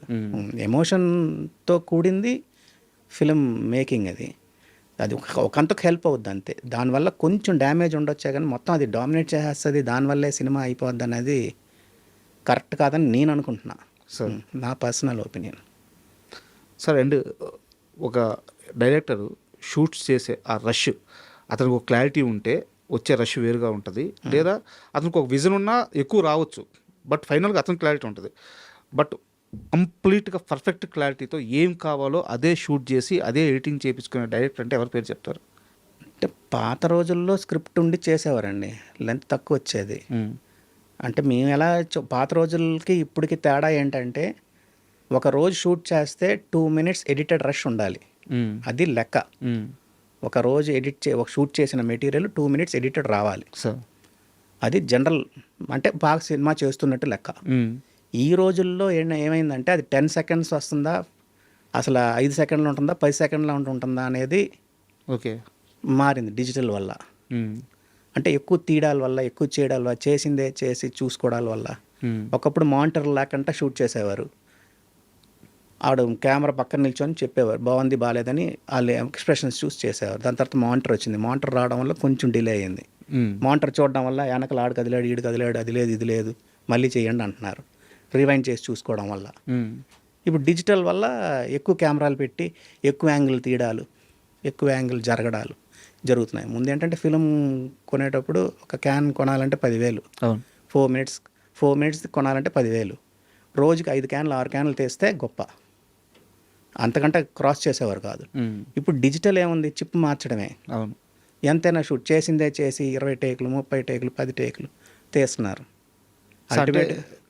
Sorry interrupt. అంటే మీరు అన్నదానికి ఇక్కడ కొంతమందికి భయం కూడా ఉంటుంది డైరెక్టర్స్కి, ఎడిటర్ ఏ షాట్ అడుగుతాడో అందుకని చెప్పి ఇంకో యాంగిల్ ఎక్స్ట్రా పెడదాము, ఇంకో టాప్ యాంగిల్ పెడదాము, ఇంకో గోప్రో పెడదాము, ఇలా భయపడి తీసే డైరెక్టర్లు ఉంటారు. నేను అడిగేది మేకింగ్ మీద కంప్లీట్ పట్టు ఉండి తను ఏం తీస్తున్నాడో తనకు తెలిసి మీ దగ్గరికి అంతే క్లారిటీగా వచ్చే డైరెక్టర్లో టాప్ 1-2 పేర్లు చెప్పమంటే వాళ్ళ పేర్లు ఏం చెప్తారు? చాలామంది ఉన్నారండి. ఇప్పుడు పాత డైరెక్టర్లో కావచ్చు, రాఘవేంద్ర గారు అవ్వచ్చు, జయంత్ గారు అవ్వచ్చు, బొమ్మరి, వీళ్ళందరూ అనుకున్నదే తీస్తున్నారండి. వాళ్ళు నీట్గా ఉంటుంది, స్క్రిప్ట్ ఏమనుకుంటున్నారో వాళ్ళు ఏమనుకుంటున్నారో అది తీస్తారు, ఎక్కువ తీయరు. కొంతమంది తీస్తున్నారు, 90% వాళ్ళు ఇప్పుడు ఈ మధ్యకాలంలో తీస్తున్నారు డిజిటల్ రావడం వల్ల. 2 కెమెరాలు 3 కెమెరాలని, ఏదో కొత్త కెమెరా వచ్చిందని చెప్పి ఆ కెమెరా వాడాలి, ఇవన్నీ చేస్తున్నారు. సినిమాకి ఏం కావాలో అది తీసేవాళ్ళు కొంతమంది, అది పర్టికులర్గా నేను చెప్పలేను పేరు. అండ్ ఇండస్ట్రీ ట్రెండ్ సెట్ డైరెక్టర్లు అంటే ఆర్జీవి గారి పేరు ఖచ్చితంగా ఉంటుంది. అయితే ఆర్జీవి గారు అసిస్టెంట్గా ఉన్నప్పటి నుంచి కూడా మీరు పరిచయమే ఆర్జీవి గారికి? పరిచయం, కలెక్టర్ గారు అబ్బాయికి చేసాం. అవును, బట్ ఎందుకు ఆర్జీవి గారితో మాతాన్ కే వెంకటేష్ గారు సినిమా చేయలేకపోయారు? అంటే మీరు ఎవరిని సినిమా అడగరు, ఆ విషయం తెలుసు. అది తెలియదండి, నాకు ఐడియా లేదు. ఆయన ఫస్ట్ సినిమా చేసిన అతను సత్యబాబు గారు అని ఆయన ఉండేవారు. ఫస్ట్ సినిమాకి శివాకి, అన్నపూర్ణకి. దాని తర్వాత శంకర్ గారు ఆయన దగ్గర అసిస్టెంట్. శంకర్ గారు కంటిన్యూ అయ్యాడు ఆయన దగ్గర. అంతేగాని మనకి ఇవ్వకూడదు ఇవ్వాలనేది ఏం తెలియదు. ఫస్ట్ సినిమాకి ఆయన అసిస్టెంట్గా ఉన్నప్పుడు నేను అసిస్టెంట్ ఎడిటర్గా ఉండేవాడిని, అలా పరిచయం అంతే. దాని తర్వాత నేను ఎప్పుడు పెద్ద పరిచయం లేదు ఆయన ఎందుకు ఇవ్వలేదు ఇచ్చాడు అనేది నాకు తెలియదు. ఆయన బాంబేలో ఉండేవాడు, మేము ఇక్కడ చెన్నైలో, ఇక్కడ ఇక్కడ ఉన్నాం. ఉమ్. ఇక్కడ తమిళ డైరెక్టర్లు అందరికీ నాకు తమిళ్ తెలుసు కాబట్టి తమిళ డైరెక్టర్లు అందరూ నన్ను అడిగేవారు, పెట్టుకునేవారు. అవును. అలా. అండ్ ఆయన ముంబైలో ఉండేవాళ్ళు. నేను ఇంటర్వ్యూ కోసం ముంబైలో ఉండేవాడు. మీ ఇంటర్వ్యూ కోసం ప్రిపేర్ అవుతుంటే 2014 సంథింగ్ ఏదో ఇయర్ సార్, ఎన్ని సినిమాలు చేస్తున్నారు మీరు ఆ ఇయర్లో? అంటే అదే అండి 2097 నుంచి 2017-18 వరకు నెంబర్ ఆఫ్ ఫిల్మ్స్ నేనే చేశాను తెలుగులో. సార్ మధ్యలో ఎప్పుడో సినిమాలు ఎక్కువైపోయి వర్క్ ఎక్కువైపోయి మీకు ఏదో హెల్త్ ఇష్యూ కూడా వచ్చిందని చెప్పారు. బ్యాక్ పెయిన్ వచ్చింది, సివియర్గా స్పైనల్ ప్రాబ్లం వచ్చింది. అప్పుడు 2014-15లో. సార్ అప్పుడు ఒక 1 year గ్యాప్ తీసుకున్నా. సినిమాలన్నీ ఒప్పుకున్న సినిమాల వరకు చేసి మిగతా కొత్తగా ఒప్పుకోలేదు 2014-15 టైంలో. మీకు ఆ టైంలో మీకు గుర్తుండి ఒక డేలో ఎక్కువ అవర్స్ కూర్చున్నా, ఎన్ని అవర్స్ కూర్చున్నారు సార్ ఏదన్నా ఒక రోజు? లేదండి 2010 వరకు మాకు మాన్యువల్ ఉండేది. మాన్యువల్ ఉన్నప్పుడు ఏంటంటే మార్నింగ్ 8 o'clock వెళ్ళిపోయేవాళ్ళమి. 8 to 12 ఒక డైరెక్టర్కి చెప్పేవాళ్ళమి. తర్వాత 1 to 4, 5 ఒక డైరెక్టర్కి చెప్పేవాళ్ళని. 6 to 9 ఇంకో డైరెక్టర్కి ముగ్గురు డైరెక్టర్కి చెప్పేవాళ్ళని. పని చేసుకుని నైట్ టైం అంతా కూర్చొని ఆ రోజు మాన్యువల్ కాబట్టి మేమే మార్క్ చేసి మేమే కట్ చేయాలి. అవును. కాబట్టి నైట్ టైం కటింగ్ చేసేవాళ్ళం. నైట్ 3 గంటలు 4 గంటల వరకు ఉండి మళ్ళీ ఇంటికి వెళ్ళిపోయేవాళ్ళని. మళ్ళీ పొద్దున్న 8 o'clock వచ్చేవాళ్ళం. అలాగే చేసేవాళ్ళం అంతే. అప్పుడు ఎన్ని గంటలు అయింది సార్? జనరల్గా అలా చేసేవాళ్ళం. ఆ టైంలో కంటిన్యూస్గా సినిమాలు ఉండేవి, వర్క్ ఎక్కువ ఉండేది మాన్యువల్ అంటే. ఇప్పుడులా కాదు కదా. అంతే అదే అంతేగాని మేజర్గా ఇంకేమీ ఇష్యూస్ ఏం కాదు సార్. అయితే ఆ హెల్త్ ఇష్యూ అప్పుడు చాలామంది చెప్పిన మాట ఏంటంటే, అంటే సారీ ఇట్లా అంటున్నందుకు, కొంచెం అటు ఇటు అయి ఉంటే ప్రాణానికే ప్రమాదం అయ్యేది అని చెప్పి. అలాగేం లేదండి. అదేంటంటే బాగా సివియర్ బ్యాక్ పెయిన్, LS1 ఏదో బల్జ్ అయింది అన్నారు, C4 C5 ఏదో అన్నారు. అది స్మోకింగ్ డ్రింకింగ్ అలవాటు నాకు లేకపోవడం వల్ల ఓకే తొందరగా రికవర్ అయ్యా. సర్జరీ వరకు వెళ్ళలేదు. ఓకే. లేకపోతే సర్జరీ పడేది. బట్ మనకేంటంటే నాకు వాళ్ళు చెప్పిన ఎక్సర్సైజ్ కన్నిటికి రెస్పాండ్ అయ్యాను. ఒక 4-5 months ఫిజియోథెరపీ రోజు ఇంటికి వచ్చేవాడు. ఆయన 2 hours చేసేవాడు. రికవర్ అయిపోయాం అంతే. దాని తర్వాత మళ్ళీ మాకేం ప్రాబ్లం ఏం రాలేదు. అప్పుడు ఎక్కువ కూర్చోవడం వల్ల వచ్చింది అంతే. కంటిన్యూస్గా కూర్చొని చేయడం వల్ల అది అందరు కంప్యూటర్ ఇంజనీర్స్కి వచ్చింది అనుకోండి అంతే. ఇలాంటి ఒక చీఫ్ టెక్నీషియన్కి అంటే కొన్ని వందల సినిమాలకు పనిచేస్తుంటారు, హెల్త్ కానీ ఫైనాన్షియల్ కానీ మోరల్ సపోర్ట్ కానీ అవసరమైనప్పుడు, అంటే మీ విషయంలోనే అడగట్లేదు నేను, ఇండస్ట్రీ వాతావరణం ఎలా ఉందో తెలుసుకోవడానికి అడుగుతున్నాను. బయట నుంచి అప్పటిదాకా మనతో పనిచేసిన స్టార్స్ కానీ వాళ్ళు కానీ మన క్షేమాలు కనుక్కోవడం ఉంటుందా? ఉంటుందండి. కొంతమంది నాకు వెంకటేష్ బాబు ఫోన్ చేశాడు బ్యాక్ పెయిన్ వచ్చినప్పుడు. వెంకటేష్ నాకు బ్యాక్ పెయిన్ వచ్చినప్పుడు నేను బెంగళూరుకి వెళ్ళాను, నువ్వు వెళ్ళు, నేను నా డాక్టర్కి చెప్తాను అన్నాడు ఆయన. అలా ఫోన్ చేసి ఆయన తెలిసి ఫోన్ చేశాడు ఆయన. అలా ఉంటుందండి, కొంతమంది ఉంటారు. అంతేగాని ఇప్పుడు మనం ఇండస్ట్రీలో ఒకటి ఏంటంటే వాళ్ళని ఎవరిని అనకూడదు. మనం బిజీగా ఉంటేనే మనం గుర్తుంటాం. మనం ఒకసారి సినిమాలు చెయ్యట్లేదా మనల్ని మర్చిపోతారు అంతే. దాన్ని మనం బ్లేమ్ చేస్తే లేదు, ఎవరి పని వాళ్ళు బిజీలో ఉంటారు అంతే. మనకి అంటూ ఇండస్ట్రీలో ఉండరు. ఇది ఎందుకు చెప్తున్నానంటే అందరికి తెలియాలని చెప్తున్నాను. అందుకు కొత్త వాళ్ళకి అందరికీ ఉండదు. మనం ఏదో 3-4 years బిజీగా ఉన్నామంటే 5th year మనల్ని పలకరిస్తారంటే పలకరించరు. మనం బిజీగా ఉండి మన వరకు మనం వచ్చిన డబ్బులు జాగ్రత్తగా ఆ టైంలో జాగ్రత్తగా చేసుకుని ఏదైనా దాచుకున్నామంటే అది మనకు పనికి వస్తుంది అంతే. ఎవరు హెల్ప్ అనేది అలాంటివన్నీ ఏమి ఉండవండి. నాకు తెలిసి మేబీ నేను తప్ప రైట్ అని తెలీదు, నాకు అనిపించింది చెప్తున్నా. అండ్ ఇంకో చిన్న క్వశ్చన్ సార్, ఎడిటర్లకి యాక్చువల్గా సాంగ్స్ విషయానికి వస్తే ఆ కొరియోగ్రాఫర్లు వాళ్ళు వచ్చి ఎడిట్ చేసుకుంటారు, లేదా ఫైట్స్ విషయానికి వస్తే ఆ యాక్షన్ మాస్టర్స్ వచ్చి వాళ్ళు ఎడిట్ చేసుకుంటారు. అయితే ఒక పాట చూస్తున్నప్పుడు మీరు ఫైనల్ చేయాలి కదా, వాళ్ళు చేసుకున్నాక సినిమాలు ఇంజెక్ట్ చేయాల్సింది మీరే. అలాంటప్పుడు చూస్తున్నప్పుడు మాంటేజ్ షాట్లు ఎడిటర్లకి చాలా బాగా నచ్చుతాయి, మంచి మాంటేజ్ షాట్లు ఉంటాయని చెప్పారు. అలాగా ఒక పాటలో మాంటేజ్ షాట్లు బాగా తీసే డైరెక్టర్, మీకు నచ్చే డైరెక్టర్ ఎవరు? చాలామంది ఉన్నారండి. ఇప్పుడు బొమ్మరిల్ భాస్కర్ బాగా తీస్తాడు మాంటేజ్లో, శేఖర్ కమలా బాగా తీస్తాడు, ఇంద్రకంటి మోహన్ కృష్ణ గారు బాగా తీస్తారు, బుజ్జి పరశురామ్ బాగా తీస్తాడు. వీళ్ళందరూ మాంటేజెస్ పైన ఎక్కువ డిపెండ్ అవుతారు, డ్యాన్సుల పైన కాకుండా కథని మాంటేజ్లో చెప్తారు. కాబట్టి అవి కొంచెం ఛాలెంజింగ్గా ఉంటాయి మాకు. ఆ 4 minutesలో మేము ఒక 20 కథలు చెప్పాలనుకోండి. ఆ 20 కథలు 4 minutesలో ఎలాగ ఏ లిరిక్కి ఏది మ్యాచ్ అవుతుంది అంటే అనేది మేము పెట్టి చూపిస్తాం. అందుకు వాళ్ళ పాటలు చూస్తే మీకు ఒక సినిమాలానే ఉంటుంది కానీ సాంగ్లా ఉండదు. అవును. డ్యాన్స్ సాంగ్లు ఏమైనా మాస్టర్లు కట్ చేసిన దాన్ని మేము కరెక్ట్ చిన్నవేవి కరెక్ట్ చేస్తాం. కొన్ని ఇప్పుడు లారెన్స్ మాస్టర్ ఏంటంటే 4-5 యాంగిల్లో తీస్తాడు కానీ ఏ యాంగిల్లో మూమెంట్ బాగుందో ఆ యాంగిల్ ఫుల్గా వదిలేస్తాడు ఆయన, ఇంటర్ కట్ చేయొద్దు అంటాడు ఆయన. ఆయన ఏమంటారు, ఆయన వర్షన్ ఏంటంటే, సార్ ఎడిట్ 4 షాట్లు కట్ చేశారని చప్పట్లు ఎవరు కొట్టరండి, డాన్స్ మూమెంట్ బాగుంటే కొడతారండి, కాబట్టి ఏ యాంగిల్లో బాగుందో అదే పెడదామంటే అంటాడు ఆయన. ఇలా ఉంటాయండి, తేడాలు ఉంటాయి రైటర్కి. మేము అది వాళ్ళని ఎవరు ఎలా కావాలో అలా చేస్తాం. మేము చెప్తాం, మేము నేర్చుకున్నది చెప్తాం. సార్ ఈ యాంగిల్ బాగుందండి, ఫుల్గా దీంట్లో వదిలేదు, లేదండి ఈ యాంగిల్ కూడా పెట్టండి అంటారు. చెప్పి చూస్తాం, వినకపోతే ఇంక వదిలేస్తాం. అలా ఇవన్నీ నేర్చుకున్నవే మేము. బట్ వీళ్ళతోనే కదా మీకు ఎక్కువ సమస్యలు? లేదు, సమస్యలు ఏముండవు. ఇప్పుడు సాంగులు తీస్తున్నారు, 6 పాటలు తీస్తారు, మాకు సినిమాలోకి పడట్లేదు, తీసి ఒక 2 పాటలు తీసి పక్కన పెట్టేద్దాం సార్ అంటాం. ఈ పాట అనవసరం అండి, థియేటర్లో లెగిసి వెళ్ళిపోతారు, వద్దండి అంటాం. బట్ వాళ్ళు వర్క్ చేస్తారు. కొంతమంది వింటారు, కొంతమంది వినరు. అంటే సినిమా చూసినప్పుడు ఎందుకంటే 5 నిమిషాలు ఆపడం ఆడిటోరియంని, ఆపొద్దు, సినిమాగా వెళ్ళిపోనియండి అని చెప్తాం. సినిమా ఆడిన తర్వాత కావాలంటే జాయిన్ చేసుకోండి అని చెప్తాం. అలా ఉల్లాసంగా మంచి ఎగ్జాంపుల్. 4 సాంగ్ యూరోప్లో తీశారు, డ్యాన్స్ సాంగ్. మేము 2 సాంగ్లు తీసేసి పక్కన పెట్టేసాం. ప్రొడ్యూసర్ వచ్చి గోల, మా కొడుకుని ప్రమోట్ చేసుకోవాలి. లేదండి, మీ కొడుకు ఆ సినిమా ఆడాలా, పేరు రావాలా మీ కొడుక్కి, లేకపోతే సినిమా పోయినా పర్వాలేదు అంటే పెట్టండి అని అన్నాం. విన్నా లాస్ట్కి అల్టిమేట్గా. బట్ ఆ టైంకి హర్ట్ అవుతారు. అలా డైరెక్టర్ కూడా మా మమ్మల్ని వింటారు, తీసుకుంటారు. అలాగా అన్ని సినిమాలకి ఉంటాయండి. చాలా సినిమా, బద్రిలో సాంగ్ తగ్గించాం, పేతాస్ సాంగ్ చాలా చిన్న సాంగ్ చేసాం, ధర్మచక్రంలో అయితే ఒక సాంగే తీస్తాం, పేతాస్ సాంగ్. అలా చాలా సినిమాల్లో జరుగుతుంది. అలా సాంగ్ పడట్లేదు అంటే సాంగ్ తీసేస్తాం. సార్, యాక్చువల్గా పవన్ కళ్యాణ్ గారితో మీ పరిచయం లేదా ఫస్ట్ సినిమాకి పనిచేసినప్పుడు, అంటే ఆయన ఎంత పెద్ద టెక్నీషియనో చాలా మందికి తెలియదు. ఒక స్టార్గా అందరికి తెలుసు, కానీ సబ్జెక్ట్ మీద ఆయనకి మంచి గ్రిప్ ఉంటుంది. సో మీలాంటి టాలెంటెడ్ ఎడిటర్ల దగ్గరికి అలాంటి ఒక హీరో వచ్చి సబ్జెక్టివ్గా మాట్లాడుతున్నప్పుడు మీకు బాగా ముచ్చటగా అనిపించేదా, లేకుంటే ఆ ట్రావెలింగ్ ఎలా తీసుకునేవాళ్ళు మీరు? చాలా క్లోజ్గా ఉండేవారండి ఆయన. 80 రూమ్లో ఆయనే ఉండేవాడు. ఆయన సినిమాల వరకు ఆయనే 80 రూమ్కి వచ్చేవాడు. ఓకే. ఆయనే సాంగ్స్ అన్నీ షూట్ చేసుకునేవాడు. ఆయనే ఫైట్లు అన్నిటికీ ఆయనే కంపోజ్ చేసేవాడు. ఓకే. మాస్టర్లోనే ఎవరున్నా సరే మేజర్గా ఆయనే ఉండేవారు. ఆయన టచ్ ఉండేది. ఆయన ఎలా కావాలనేది మాకు చెప్పేవారు, మేము చేసి పెట్టేవాళ్ళని. ఆయన దగ్గర నేను చాలా నేర్చుకున్నాను ఎడిటింగ్ సైడ్ అయితే. అవునా? మంచి టెక్నీషియన్ ఆయన. బాగా వింటారు. ఆయన సినిమా వరకే, ఆయన ఇంకొక సినిమా అవన్నీ ఏం పట్టించుకోరు ఆయన అసలు.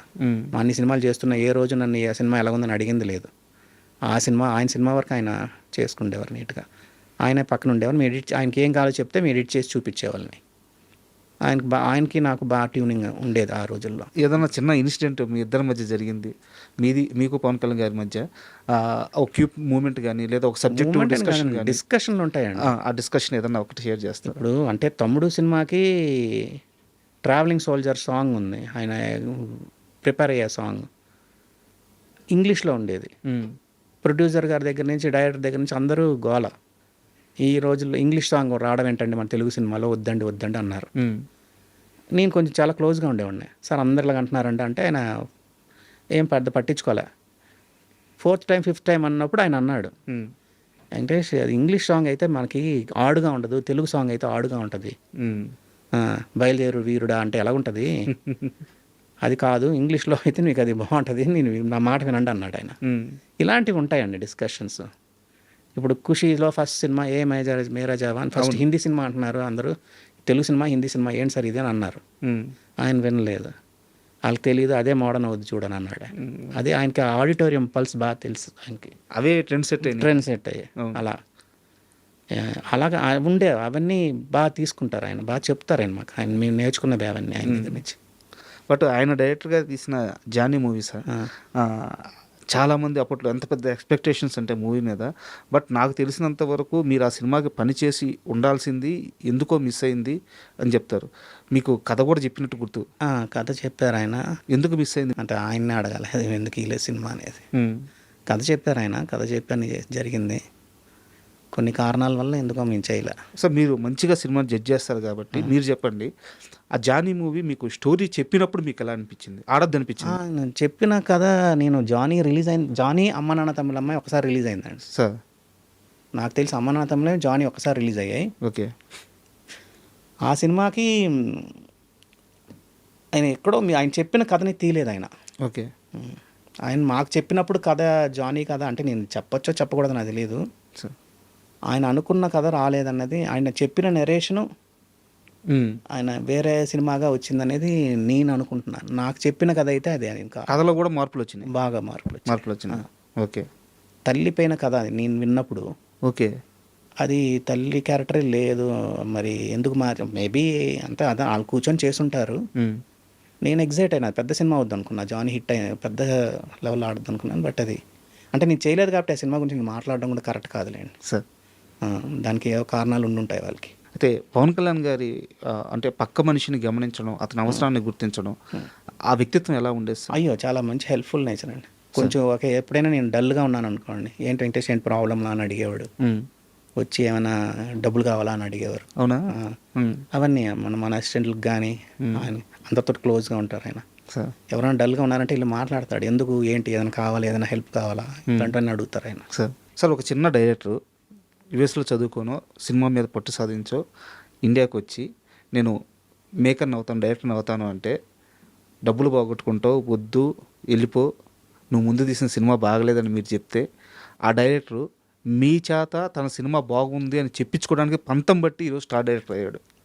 అవునండి, శేఖర్ కమ్ల గారు. Sekhar Kammula first cinema dollar dreams తీశారు. ఆయన బాగా చదువుకొని అక్కడ ఉన్నారు కదా సార్, ఎందుకు సార్ ఈ ఫీల్డ్ మంచిది కాదని మేము చెప్పాం. ఇంత రిస్క్ ఎక్కువ సార్ ఇక్కడ, డబ్బు చిన్న సినిమాలు మీరు ప్రమోట్ చేయడం కష్టం అని చెప్పాం.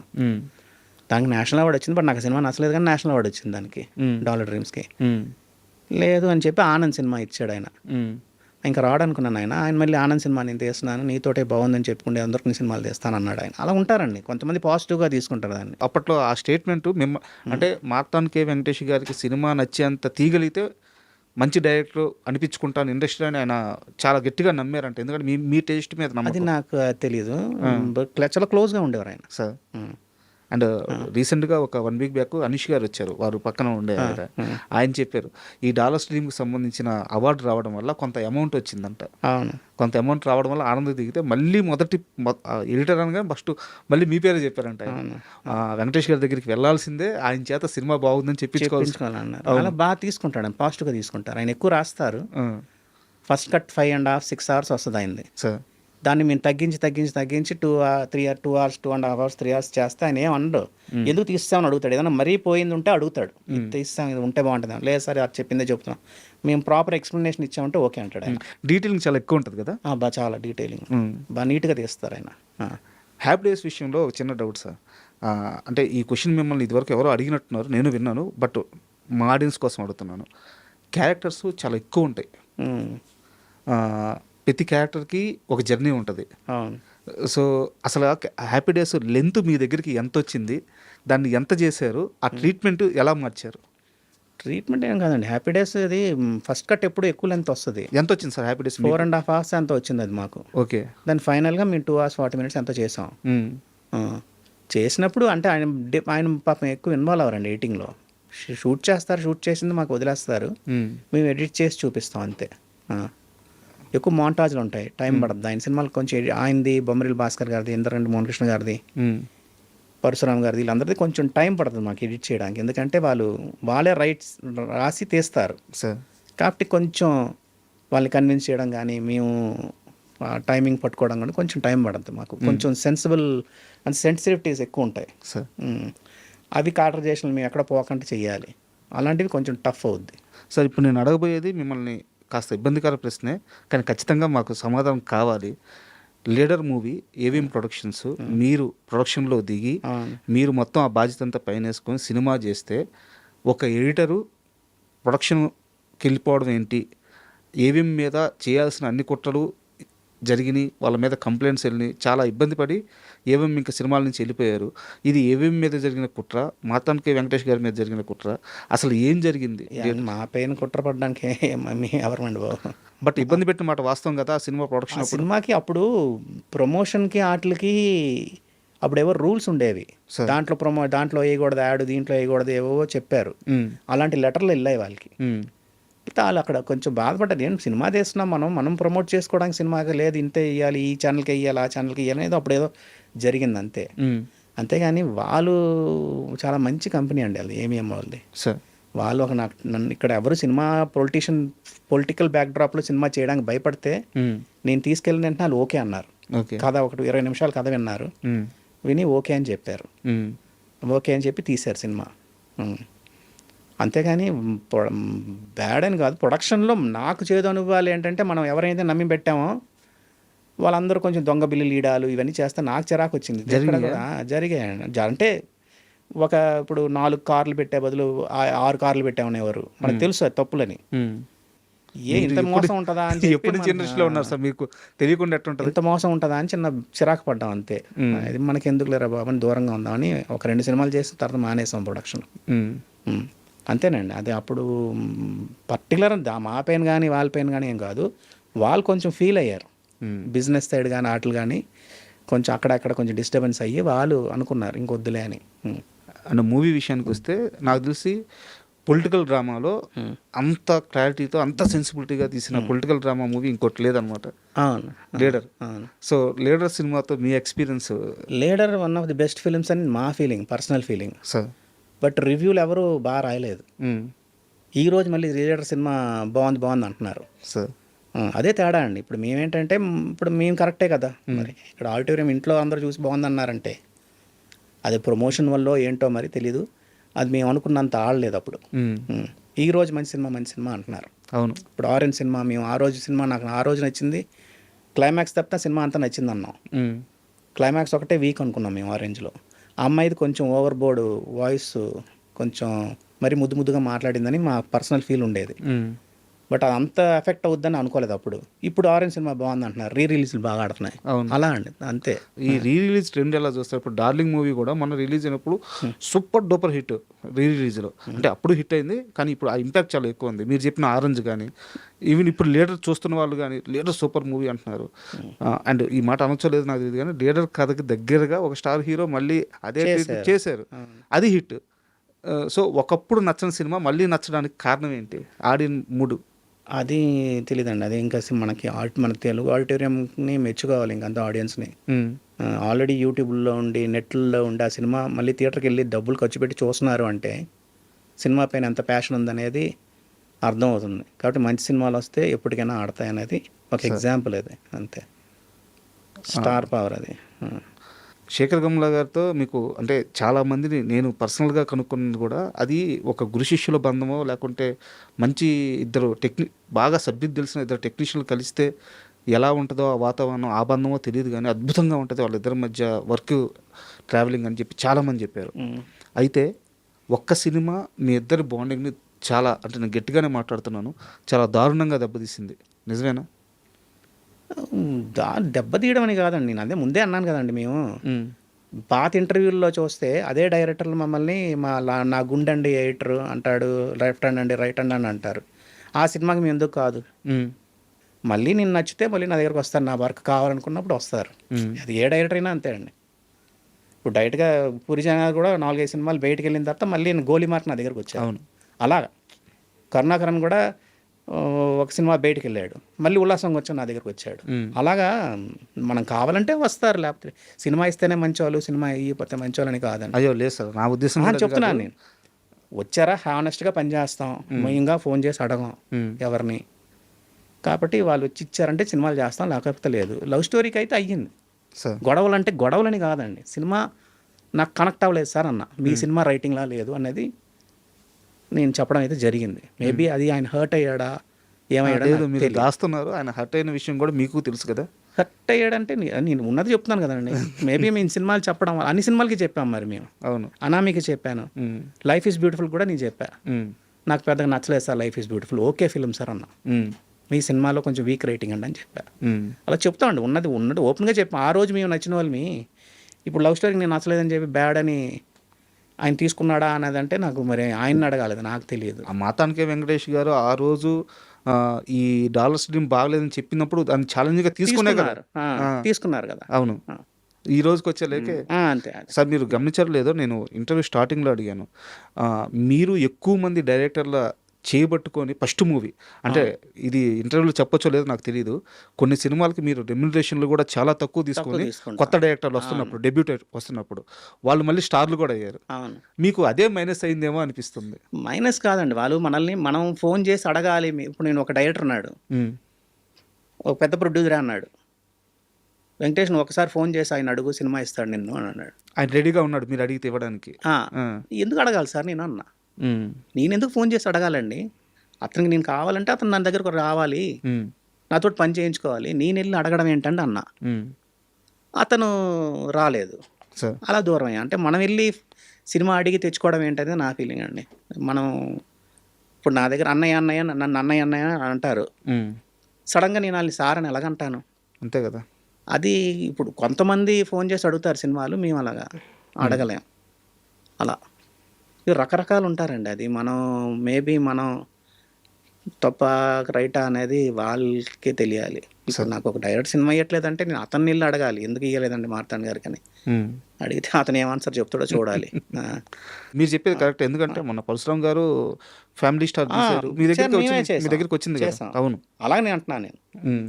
బొమ్మరిల్ భాస్కర్ది మొన్న జాక్ సినిమాకి మటుకు వాళ్ళు కంపెనీ తరపు వాళ్ళతో పెట్టుకుంటా అన్నారంట. ఇల్లు భాస్కర్ భలేవాడు అని అన్నా. ఉమ్.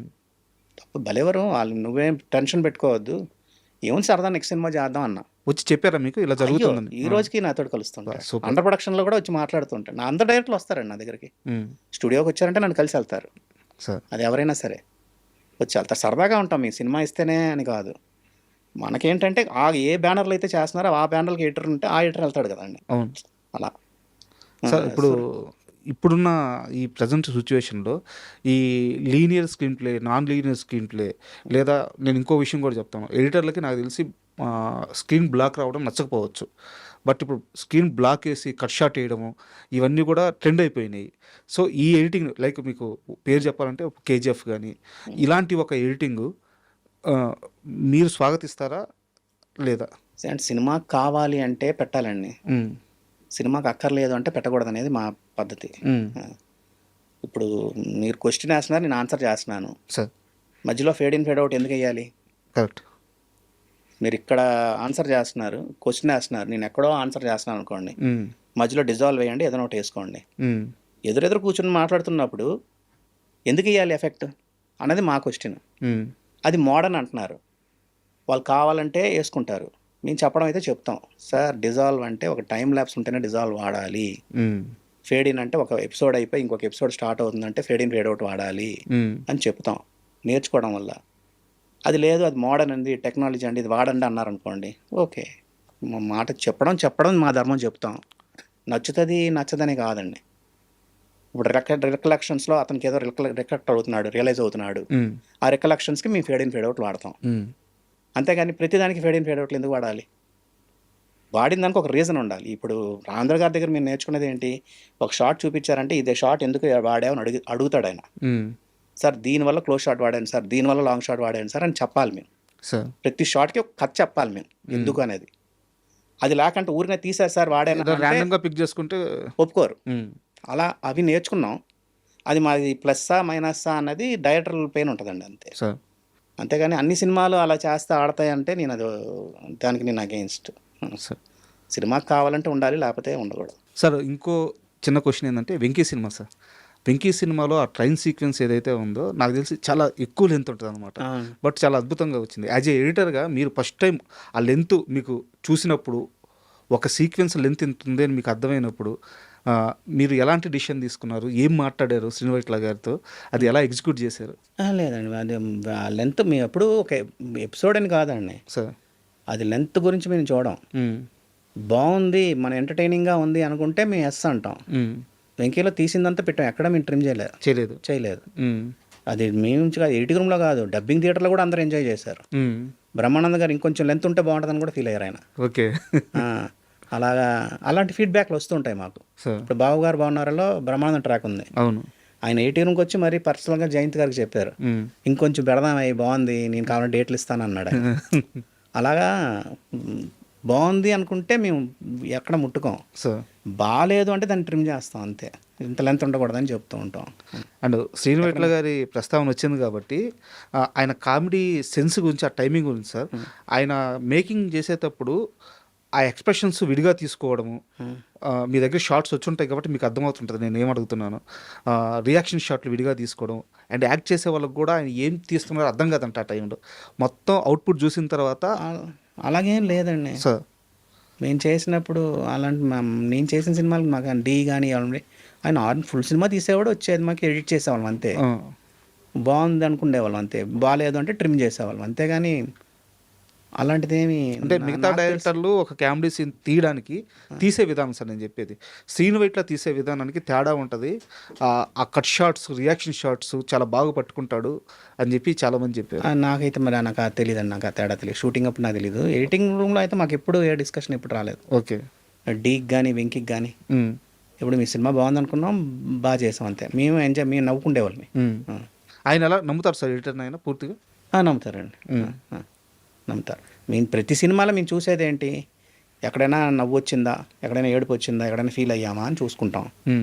ఆ సీన్ ఏదో ఒక ఆ సీన్లో ప్రతి సీన్లో ఏదో ఒకటి ఉండాలి సార్, ఎమోషన్ ఎక్కడైనా కనెక్ట్ అవ్వాలి. అది అవ్వలేదంటే బోర్ కొడితే తీసేస్తాం అంతే. అరుంధతి సినిమా మొత్తం ఎడిటింగ్ అయిపోయింది, ఫైనల్ కట్ మీరు చూసిన తర్వాత మీరు ఇచ్చిన జడ్జిమెంట్ ఏంటి? అరుంధతి డే వన్నే మేము బాగుంది అన్నామండి. మేము శ్యాంబాబు గారికి అందరికీ మేము చాలా మంచి సినిమా సార్ అన్నాం. వాళ్ళు షూట్ చేయడమే ఫస్ట్ ఏం షూట్ చేశారంటే ప్యాలెస్ ఎపిసోడ్ షూట్ చేశారు. ఓకే. కాబట్టి ప్యాలెస్ ఎపిసోడ్ అంతా మాకు బాగా నచ్చింది. దాని తర్వాత మిగతా సినిమా తీశారు వాళ్ళు. తీయడం ఫస్ట్ బిగినింగ్లో ప్యాలెస్ ఎపిసోడ్ అంతా తీశారు. ఆ ఎపిసోడ్ మాకు బాగా నచ్చింది. ఇంకొంచెం మంచి సీన్లు ఉన్నాయి, అవన్నీ మేము ట్రిమ్ చేసి పక్కన పెట్టాం, కొంచెం సీజీలు సరిగా రాలేదని. ఓకే. అవన్నీ ఇంకా మంచి సీన్లు అవి. అది చేసేటప్పుడే మాకు ఆ చిన్న ఎగ్జైట్మెంట్ ఉంటుంది కదండి. అవును, ఆ ఫీల్ ఉంటుంది. మీకు బాగా కిక్ ఇచ్చిన సీక్వెన్స్ అంటే ఏది అరుంధతిలో? అంటే ఎడిటింగ్ చేసేటప్పుడు కానీ చూసేటప్పుడు కానీ ఇది భలే వచ్చింది. ఫస్ట్ టైం అమ్మాయి కాకడ తీసుకొని వెళ్తుంది, ఆ సమాధి దగ్గరికి వెళ్తుంది. అవును. వెళ్తే సమాధి మాట్లాడుతుంది, ఈవిడికి బొట్టు అంతా మారుతుంది. అవును. అది మేము గూజ్ బంగా ఫీల్ అయ్యాం ఆ సీన్. అలా ఉంటాయండి చిన్న సీన్స్, అన్నీ ఉంటాయి, లాజికల్గా ఉంటాయి, అన్నీ ఉంటాయి, అవన్నీ డిస్కషన్స్ ఉంటాయి. సార్ యాక్చువల్గా ఒక చిన్న డౌట్ సార్, ఒక సినిమాకి హై మూమెంట్స్ టైమింగ్స్ అని ఒకటి ఉంటుంది అనమాట. ఫస్ట్ 10 నిమిషాల్లో ఒక బ్లాస్ట్ జరగాలి, తర్వాత 18 నిమిషాలకో 20 నిమిషాలకో ఇంకొంచెం ఈ ఇంట్రెస్టింగ్. అసలు ఈ టైమింగ్స్ నమ్ముతారా మీరు? టైమింగ్స్ అంటే అన్ని సినిమాలకి వస్తుందని కాదండి, అది కొన్ని సినిమాలకి అవి లేకపోయినా బాగుంటాయి. ఫస్ట్ ఇనిషియల్గా 5 నిమిషాల్లో సినిమాని ఏం చెప్తున్నాం, ఈ సినిమా దేనికి సంబంధించిన సినిమా అన్నది మనం ఫస్ట్ 5 నిమిషాల్లో 10 నిమిషాలు చెప్పాలనేది ఆడిటోరియం హుక్ చేయడానికి ఉండాలని అనుకుంటాం. దాని తర్వాత 18 నిమిషాల నుంచి 22వ నిమిషాల వరకు ఏ కథను స్టార్ట్ చేసాం, ఎక్కడికి వెళ్తుంది ఆ కథ అనేది ఆ గ్రాఫ్ పెట్టుకుంటాం మేము. తర్వాత అంటే ఫస్ట్ రీలు, 3వ రీలు, 5వ రీల్లో ఏం చెప్తున్నాం, 7వ రీలు, ఇంటర్వెల్ రీలు ఏం చెప్తున్నాం అనేది ఈ 4 పెట్టుకుంటాం. అలా పెట్టుకుంటాం. సెకండ్ హాఫ్లో కూడా ఇంటర్వెల్ తర్వాత ఇమ్మీడియట్గా అసలు ఏ కథను చెప్తున్నాం, ఏ కథని మనం చెప్పాలనుకుంటున్నాం అనేది ముందు చెప్పిస్తాం. తర్వాత మధ్యలో ఏం జరుగుతుంది, ప్రీ క్లైమాక్స్ ఏం జరుగుతుంది, క్లైమాక్స్ ఏం జరుగుతుంది. ఇవి ఫార్మాట్ అందరూ ఫాలో అవుతారండి. ఇది నేనే కాదు, ఆడిటోరియం ఎక్కడ హుక్ అవుతుంది అనేది పెట్టుకుంటాం. ఆ టైమింగ్స్ నమ్ముతారా? అంటే నమ్ముతామని కాదు, దాన్ని ఒకసారి క్రాస్ చెక్ చేసుకుంటాం మేము. ప్రతి సినిమాకి అది ఉండాలి. ఫస్ట్ 5 మినిట్స్లో సినిమాని, ఈ సినిమా ఎలాంటి సినిమా, దేని గురించి సినిమా అని చెప్పితే ఆడిటోరియం దాన్ని ఫిక్స్ అవుతారనేది మా ఫీలింగ్. అంటే ఎందుకు ఈ ప్రశ్న అడిగానంటే 2 వేరు ఇంటర్వ్యూలో మీరు, రాజమౌళి గారు ఇదే విషయాన్ని చెప్పారు. మీరు చెప్పారు, రాజమౌళి గారు కూడా ఇదే చెప్పారు. ఈ క్రాస్ చెక్ అనేది ఉండాలి టైమింగ్ విషయంలో. ఉంటుంది, ప్రతి సినిమాకి మేము చూసుకుంటాం ఆ టైమింగ్. ఇప్పుడు కొన్ని సినిమాలు లెంత్, ఇప్పుడు బాగా ఆడిన సినిమాలు, కొన్ని సినిమాలు 3 గంటలు దాటిన సినిమాలు కూడా ఉన్నాయి. ఇప్పుడు అందరూ 2 గంటల్లోనే ఉండాలి కదా అంటున్నారు, అది తప్పు. సినిమా బాగుంటే 3 గంటలు కూడా ఉండొచ్చు, తప్పేం కాదు. ఇంట్రెస్ట్ ఉందా లేదా, ఆడిటోరియం హుక్ అయి ఉందా లేదా అనేది చూసుకుంటాం అంతే. రాజమౌళి గారితో ఎందుకు సార్ ఆ కాంబినేషన్ చేయలేకపోయారు? అది ఆయన అడగాలి, నాకు. అంటే ఎందుకంటే ఆయనకి ఒక టీం ఉంటుంది. మీ విజన్కి ఆయన ప్లాన్కి కరెక్ట్గా మ్యాచ్ అవుతుంది. అది తెలియదండి మరి నాకు, అసలు ఆయన పరిచయమే లేరు. ఆయన అసలు పరిచయం లేదు, అసలు లేరు సార్. మా సినిమాల వరకు మేము చేసుకుంటూ ఉండేవాళ్ళం అంతే. ఇస్తే చేస్తాం, మనం ఎందుకు ఇవ్వలేదంటే మనకు అసలు పరిచయం లేదు ఆయన. జనరల్గా ఎడిటింగ్ అనేది స్క్రీన్ ప్లే అంటారు, స్క్రీన్ ప్లే అనేది ఎడిటింగ్ రూమ్లో ఫ్లామ్ అవుద్ది అనేది మా స్ట్రాంగ్ బిలీఫ్. ఎడిటింగ్ రూమ్లోనే ఫైనల్ స్క్రీన్ ప్లే వస్తుంది. స్క్రీన్ ప్లే అని కార్డ్ వేసుకుంటారు, వేసుకున్న వాళ్ళు మేము బ్లేమ్ చేయడం కాదు. ఎడిటింగ్ రూమ్లోనే స్క్రీన్ ప్లే అనేది తయారవుద్ది. వాళ్ళు తీసిన కథని మేము ప్రాపర్గా పెట్టుకుంటాం, ఎక్కడుంది, బాగుందా, బాగాలేదా, ఇది అనుకుంటే బాగుంటుంది, ముందు ఉంటే బాగుంటుంది అని మారుస్తాం. అది 90% వింటారండి మాట. ఒక 10% మటుకు లేదండి మేము కష్టపడ్డామండి, మా రక్తం పెట్టామండి అంటారు. అందరూ రక్తం పెట్టే రాస్తారు, ఎవరు రాయరు కదా అని మేము చెప్పలేము, వాళ్ళకి వదిలేస్తాం అంతే. చెప్పడం అయితే చెప్తాం, మా ధర్మం. ఏదో డైరెక్టర్కి కానీ ప్రొడ్యూసర్ కానీ ఎవరినో ఒకరిని చూస్ చేసుకుంటాం మేము. డైరెక్టర్ సినిమా ఇస్తే డైరెక్టర్కి చెప్తాం ఉన్నది ఉన్నట్టు, ప్రొడ్యూసర్ సినిమా ఇస్తే ప్రొడ్యూసర్కి చెప్తాం ఉన్నది ఉన్నట్టు, సార్ అమ్మేయండి సినిమా మీకు డబ్బులు పోతాయి, మీరు సేఫ్ అయిపోయింది ముందు అంటాం. లేదు సినిమా బాగుందంటే సార్ అమ్మవద్దు హోల్డ్ చేయండి సార్, సినిమా చూపించిన తర్వాత అని అంటాం. ఓకే, అది డైరెక్టర్కి కానీ, డైరెక్టర్కి అయితే ముందే చెప్తాం సార్ ఇంకో సినిమా పెట్టేసుకోండి మీరు మధ్యలో, సినిమా పెద్దగా ఆడదు సార్ ఇది, ఇంకో సినిమా కమిట్ అయిపోండి మీరు అంటాం. ఇలాంటివి చెప్తాం. ఆ టైంకి హర్ట్ అవుతారు, రిలీజ్ అయిన తర్వాత రియలైజ్ అవుతారు. 90% కరెక్ట్గా ఉంటామండి మేము, ఎందుకంటే ఆడియన్స్ ఏమనుకుంటున్నారో అదే చెప్తాం మేము. అందరికీ తెలుసు మీకు సినిమా చూపిస్తున్నాం, నచ్చిందా నచ్చలేదని చెప్తారు కదా. ఆ 90% చెప్పరు కొంతమంది, ఎందుకంటే వాళ్ళు డబ్బులు ఇరేమో మన బ్యాడ్ అవుతామో అని చెప్పరు, పొగుడుతారు. ఆ పొగడతలకి దూరంగా ఉండాలని మేము చెప్తూ ఉంటాం అంతే. సో ఇంత ప్రయాణంలో సినిమా విషయంలో నిక్కచ్చిగా ఉంటారు, నిజాయితీగా ఉంటారు, రెమ్యునరేషన్ విషయంలో నష్టపోతారు. ఒక మనిషిని నాకు ఈ ప్రాజెక్ట్ కావాలని అడగరు, వాళ్ళకి కావాలంటే నా దగ్గరికే రావాలి కదా అని నిబద్ధతతో ఉంటారు. ఇంత నిజాయితీగా ఇంత స్ట్రిక్ట్గా సినిమా ఇండస్ట్రీలో ట్రావెల్ అవ్వడం ఎలా సాధ్యమైంది ఇన్ని సంవత్సరాలు? సినిమా ఇండస్ట్రీలో అని పర్టికులర్గా ఎందుకు అంటున్నాను అంటే ఇక్కడ పరిస్థితి ఎలా ఉంటుందో మీకు తెలుసు. అది నాకు తెలియదండి బాబు, ఏమో మరి నాకు అంటే నేను బిగినింగ్ ఇనిషియల్ డేస్లో చేసిన 2018-19 వరకు నేను సినిమా చేస్తే హిట్ అన్న పేరు వచ్చేసింది. ఎంతో కొంత హెల్ప్ అవుతామని ఫీల్ అవుతారండి డైరెక్టర్లు. మేమైతే స్క్రిప్ట్ సైడ్ ఉన్నది ఉన్నట్టు చెప్తాం కాబట్టి క్రాస్ చెక్ చేసుకోవడానికి ఉంటుంది కాబట్టి దాని గురించి వస్తున్నారు అంతే. ఎవరిని అడగరు.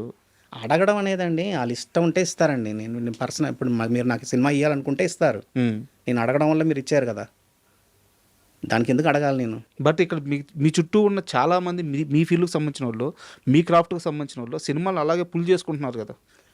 పుల్ చేసుకుంటారండి. ఇప్పుడు సినిమా ఇప్పుడు నా దగ్గర నుంచి వెళ్ళిపోయిన డైరెక్టర్లు ఉన్నారండి, నా దగ్గర నుంచి వెళ్తారు, బయటకు వెళ్తారు, మళ్ళీ ఫ్లాప్ అయితే మళ్ళీ నా దగ్గరకు వస్తున్నారు అంతే. దానికి మనం ఇంకెందుకు అడిగి తెప్పించుకుంటే మనం చేసేది, మనకు రెస్పెక్ట్ ఇవ్వాలి, సార్ అనాలి, ఇవన్నీ ఉండాలి. వాళ్ళే వచ్చి ఇచ్చారా, మనం ఉన్నది ఉన్నట్టు హ్యాపీగా ఫ్రీగా ఉండొచ్చు అన్నది నా పర్సనల్ ఫీల్. దేవుడి దేవాలు ఏదో హ్యాపీగా సెటిల్ అయ్యాం, అంతకంత బాగున్నాం. And last question sir, awards విషయంలో మీకు చాలా తీవ్రమైన అసంతృప్తి ఉంది. అసంతృప్తి అని అనట్లేదండి నేను. ఇప్పుడు ఒక ఎడిటింగ్ డిపార్ట్మెంట్కి అవార్డు ఇస్తున్నారు, అవార్డు ఇచ్చేటప్పుడు ఎవరు మమ్మల్ని గుర్తించాలి? జ్యూరీ మెంబర్స్ ఎవరు? ఎన్ని సినిమాలు చేసిన వాళ్ళు ఉన్నారు? ఎక్కువ. కరెక్ట్. వాళ్ళు ఎలా జడ్జ్ చేస్తారు మమ్మల్ని? అది నా బాధ. దాంట్లో ఒక ఎడిటర్ ఉండి ఆ ఎడిటర్ మమ్మల్ని సెలెక్ట్ చేశాడు అనుకోండి, మాకు రెస్పెక్ట్ఫుల్గా ఉంటుంది. అంటే నేను చెప్తాను తప్పు, నేను వాళ్ళని తప్పనట్లేదు. సార్ జ్యూరీ మెంబర్స్లో కూడా ఒక ఎడిటర్ని పెట్టారు, ఒక కెమెరామెన్ని పెట్టారు, వాళ్ళు మమ్మల్ని సెలెక్ట్ చేశారనుకోండి, మాకు ఆ ఫీల్ ఉంటుంది. ఒక సినిమా చేసి 2 సినిమాలు చేసిన వాళ్ళు మీరు జ్యూరీ మెంబర్లో పెట్టి వాళ్ళు మమ్మల్ని జడ్జ్ చేస్తున్నారంటే ఏంటి అనేది మా ఫీలింగ్. ఒక ఎడిటర్ని ఎవరు గుర్తించగలరు? ఆ డైరెక్టర్ గుర్తించగలడు, ఆ ప్రొడ్యూసర్ గుర్తించగలడు. సార్ మాకు అసలు మేము ఆ సినిమాకి ఏం కాంట్రిబ్యూట్ చేసామని వాళ్ళే చెప్పగలరు, ఇంకెవ్వరు చెప్పలేరండి. ఎయిదర్ ఆ డైరెక్టర్ లేకపోతే ఇన్వాల్వ్ అయిన ప్రొడ్యూసర్ ఉంటే, ఓ ఈ సినిమాకి ఇంత ఈ హెల్ప్ చేశాడు, మనకి మనం చేసిన దాన్ని ఇలా చేశాడు అనేది వాళ్ళే గుర్తించగలరు. But sorry to interrupt, director నిజంగా ఎడిటర్ గురించి చెప్తాడా? చెప్తే ఫంక్షన్లో మేము కూర్చుంటే మా పేర్లు చెప్తారు. మీ ఫంక్షన్కి వెళ్ళకంట కూడా ఎడిటర్ పేరు చెప్పాడు అనుకోండి, అతను గుర్తించినట్టు మాకు ఎడిటింగ్ మా డిపార్ట్మెంట్ని గుర్తించినట్టు.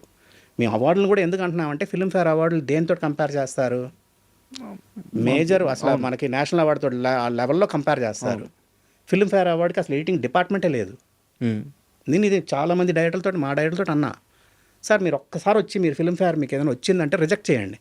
ఎందుకు అంటే అన్ని డిపార్ట్మెంట్లకి ఇస్తే మేము తీసుకుంటాం అవార్డు, లేకపోతే తీసుకొని చెప్పండి.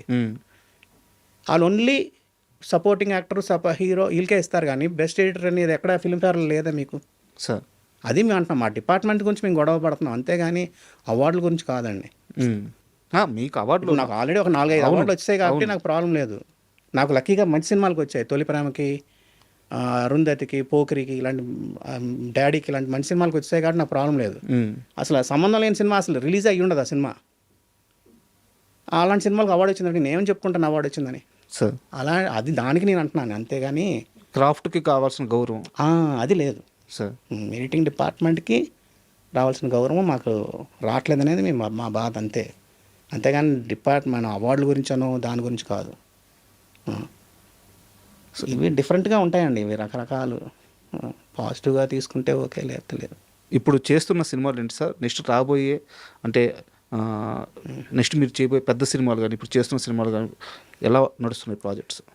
ఇప్పుడు రిలీజ్కి ఉన్నది హుషారు పెట్లు అనేది ఉంది, సురేష్ బాబు వాళ్ళు కొన్నారు. మేము చెప్పి వాళ్ళకి నచ్చింది తీసుకున్నారు. ఓకే. హుషారు పెట్లు, అట్లస్ సైకిల్ అని, తర్వాత గ్రామ పంచాయత్, సార్ తర్వాత ఇంకా జరుగుతున్నాయండి. ఇంకొకటి వినిల్ కిషోర్ గారితో ఒకటి జరుగుతుంది. తర్వాత ఇంకా 4-5 సినిమాలు జరుగుతున్నాయి, చిన్న సినిమాలు. ఓటీటీల వైపు మీరు చూడట్లేదా, లేకుంటే ఫోకస్ చేయట్లేదా? ఓటీటీ అనేది వెబ్ సిరీస్లు కానీ ఇట్లాంటి వెబ్ సిరీస్లు వస్తే చేస్తాం, కానీ వెబ్ సిరీస్ అంత మేము మాకు అంత అంటే సీరియస్ రోజుకి పని చేయాలి. అది ఆ రోజు అని కాదు, వెబ్ సిరీస్లో ప్రాసెస్ ఎక్కువ అండి. అది ఎపిసోడ్లు చెయ్యాలి. ఫిల్ములు చేసిన వాళ్ళు తక్కువ, అది దాని అంత టైం స్పెండ్ చేయలేరు దానిపైన. ఆ తేడా ఉంటుంది వెబ్ సిరీస్కి ఓటీటీకి. Sir thank you very much. ఎందుకంటే మీ సినిమాలు, మీరు ఎడిటింగ్ చేసిన సినిమాలు చూస్తూ చాలా విషయాలు నేర్చుకున్నాం మేము. ఈరోజు మీరు చెప్పిన సబ్జెక్ట్స్ వల్ల, మీ అనుభవాల వల్ల ఎంతో కొంత నేర్చుకున్నాము. ఒక మంచి ఎక్స్పీరియన్స్ ఇచ్చారు. Thank you very much sir. Thanks అండి.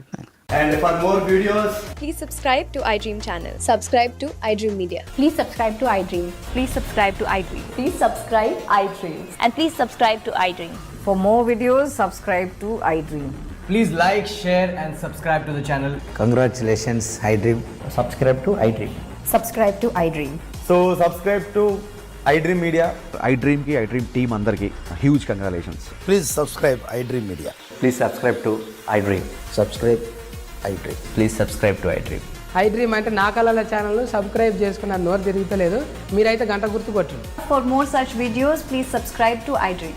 Subscribe to iDream. Please subscribe to iDream. Please subscribe iDream Media. Please do subscribe to iDream. Please subscribe to iDream Media. For best entertainment and information, please subscribe iDream. And don't forget to subscribe to iDream.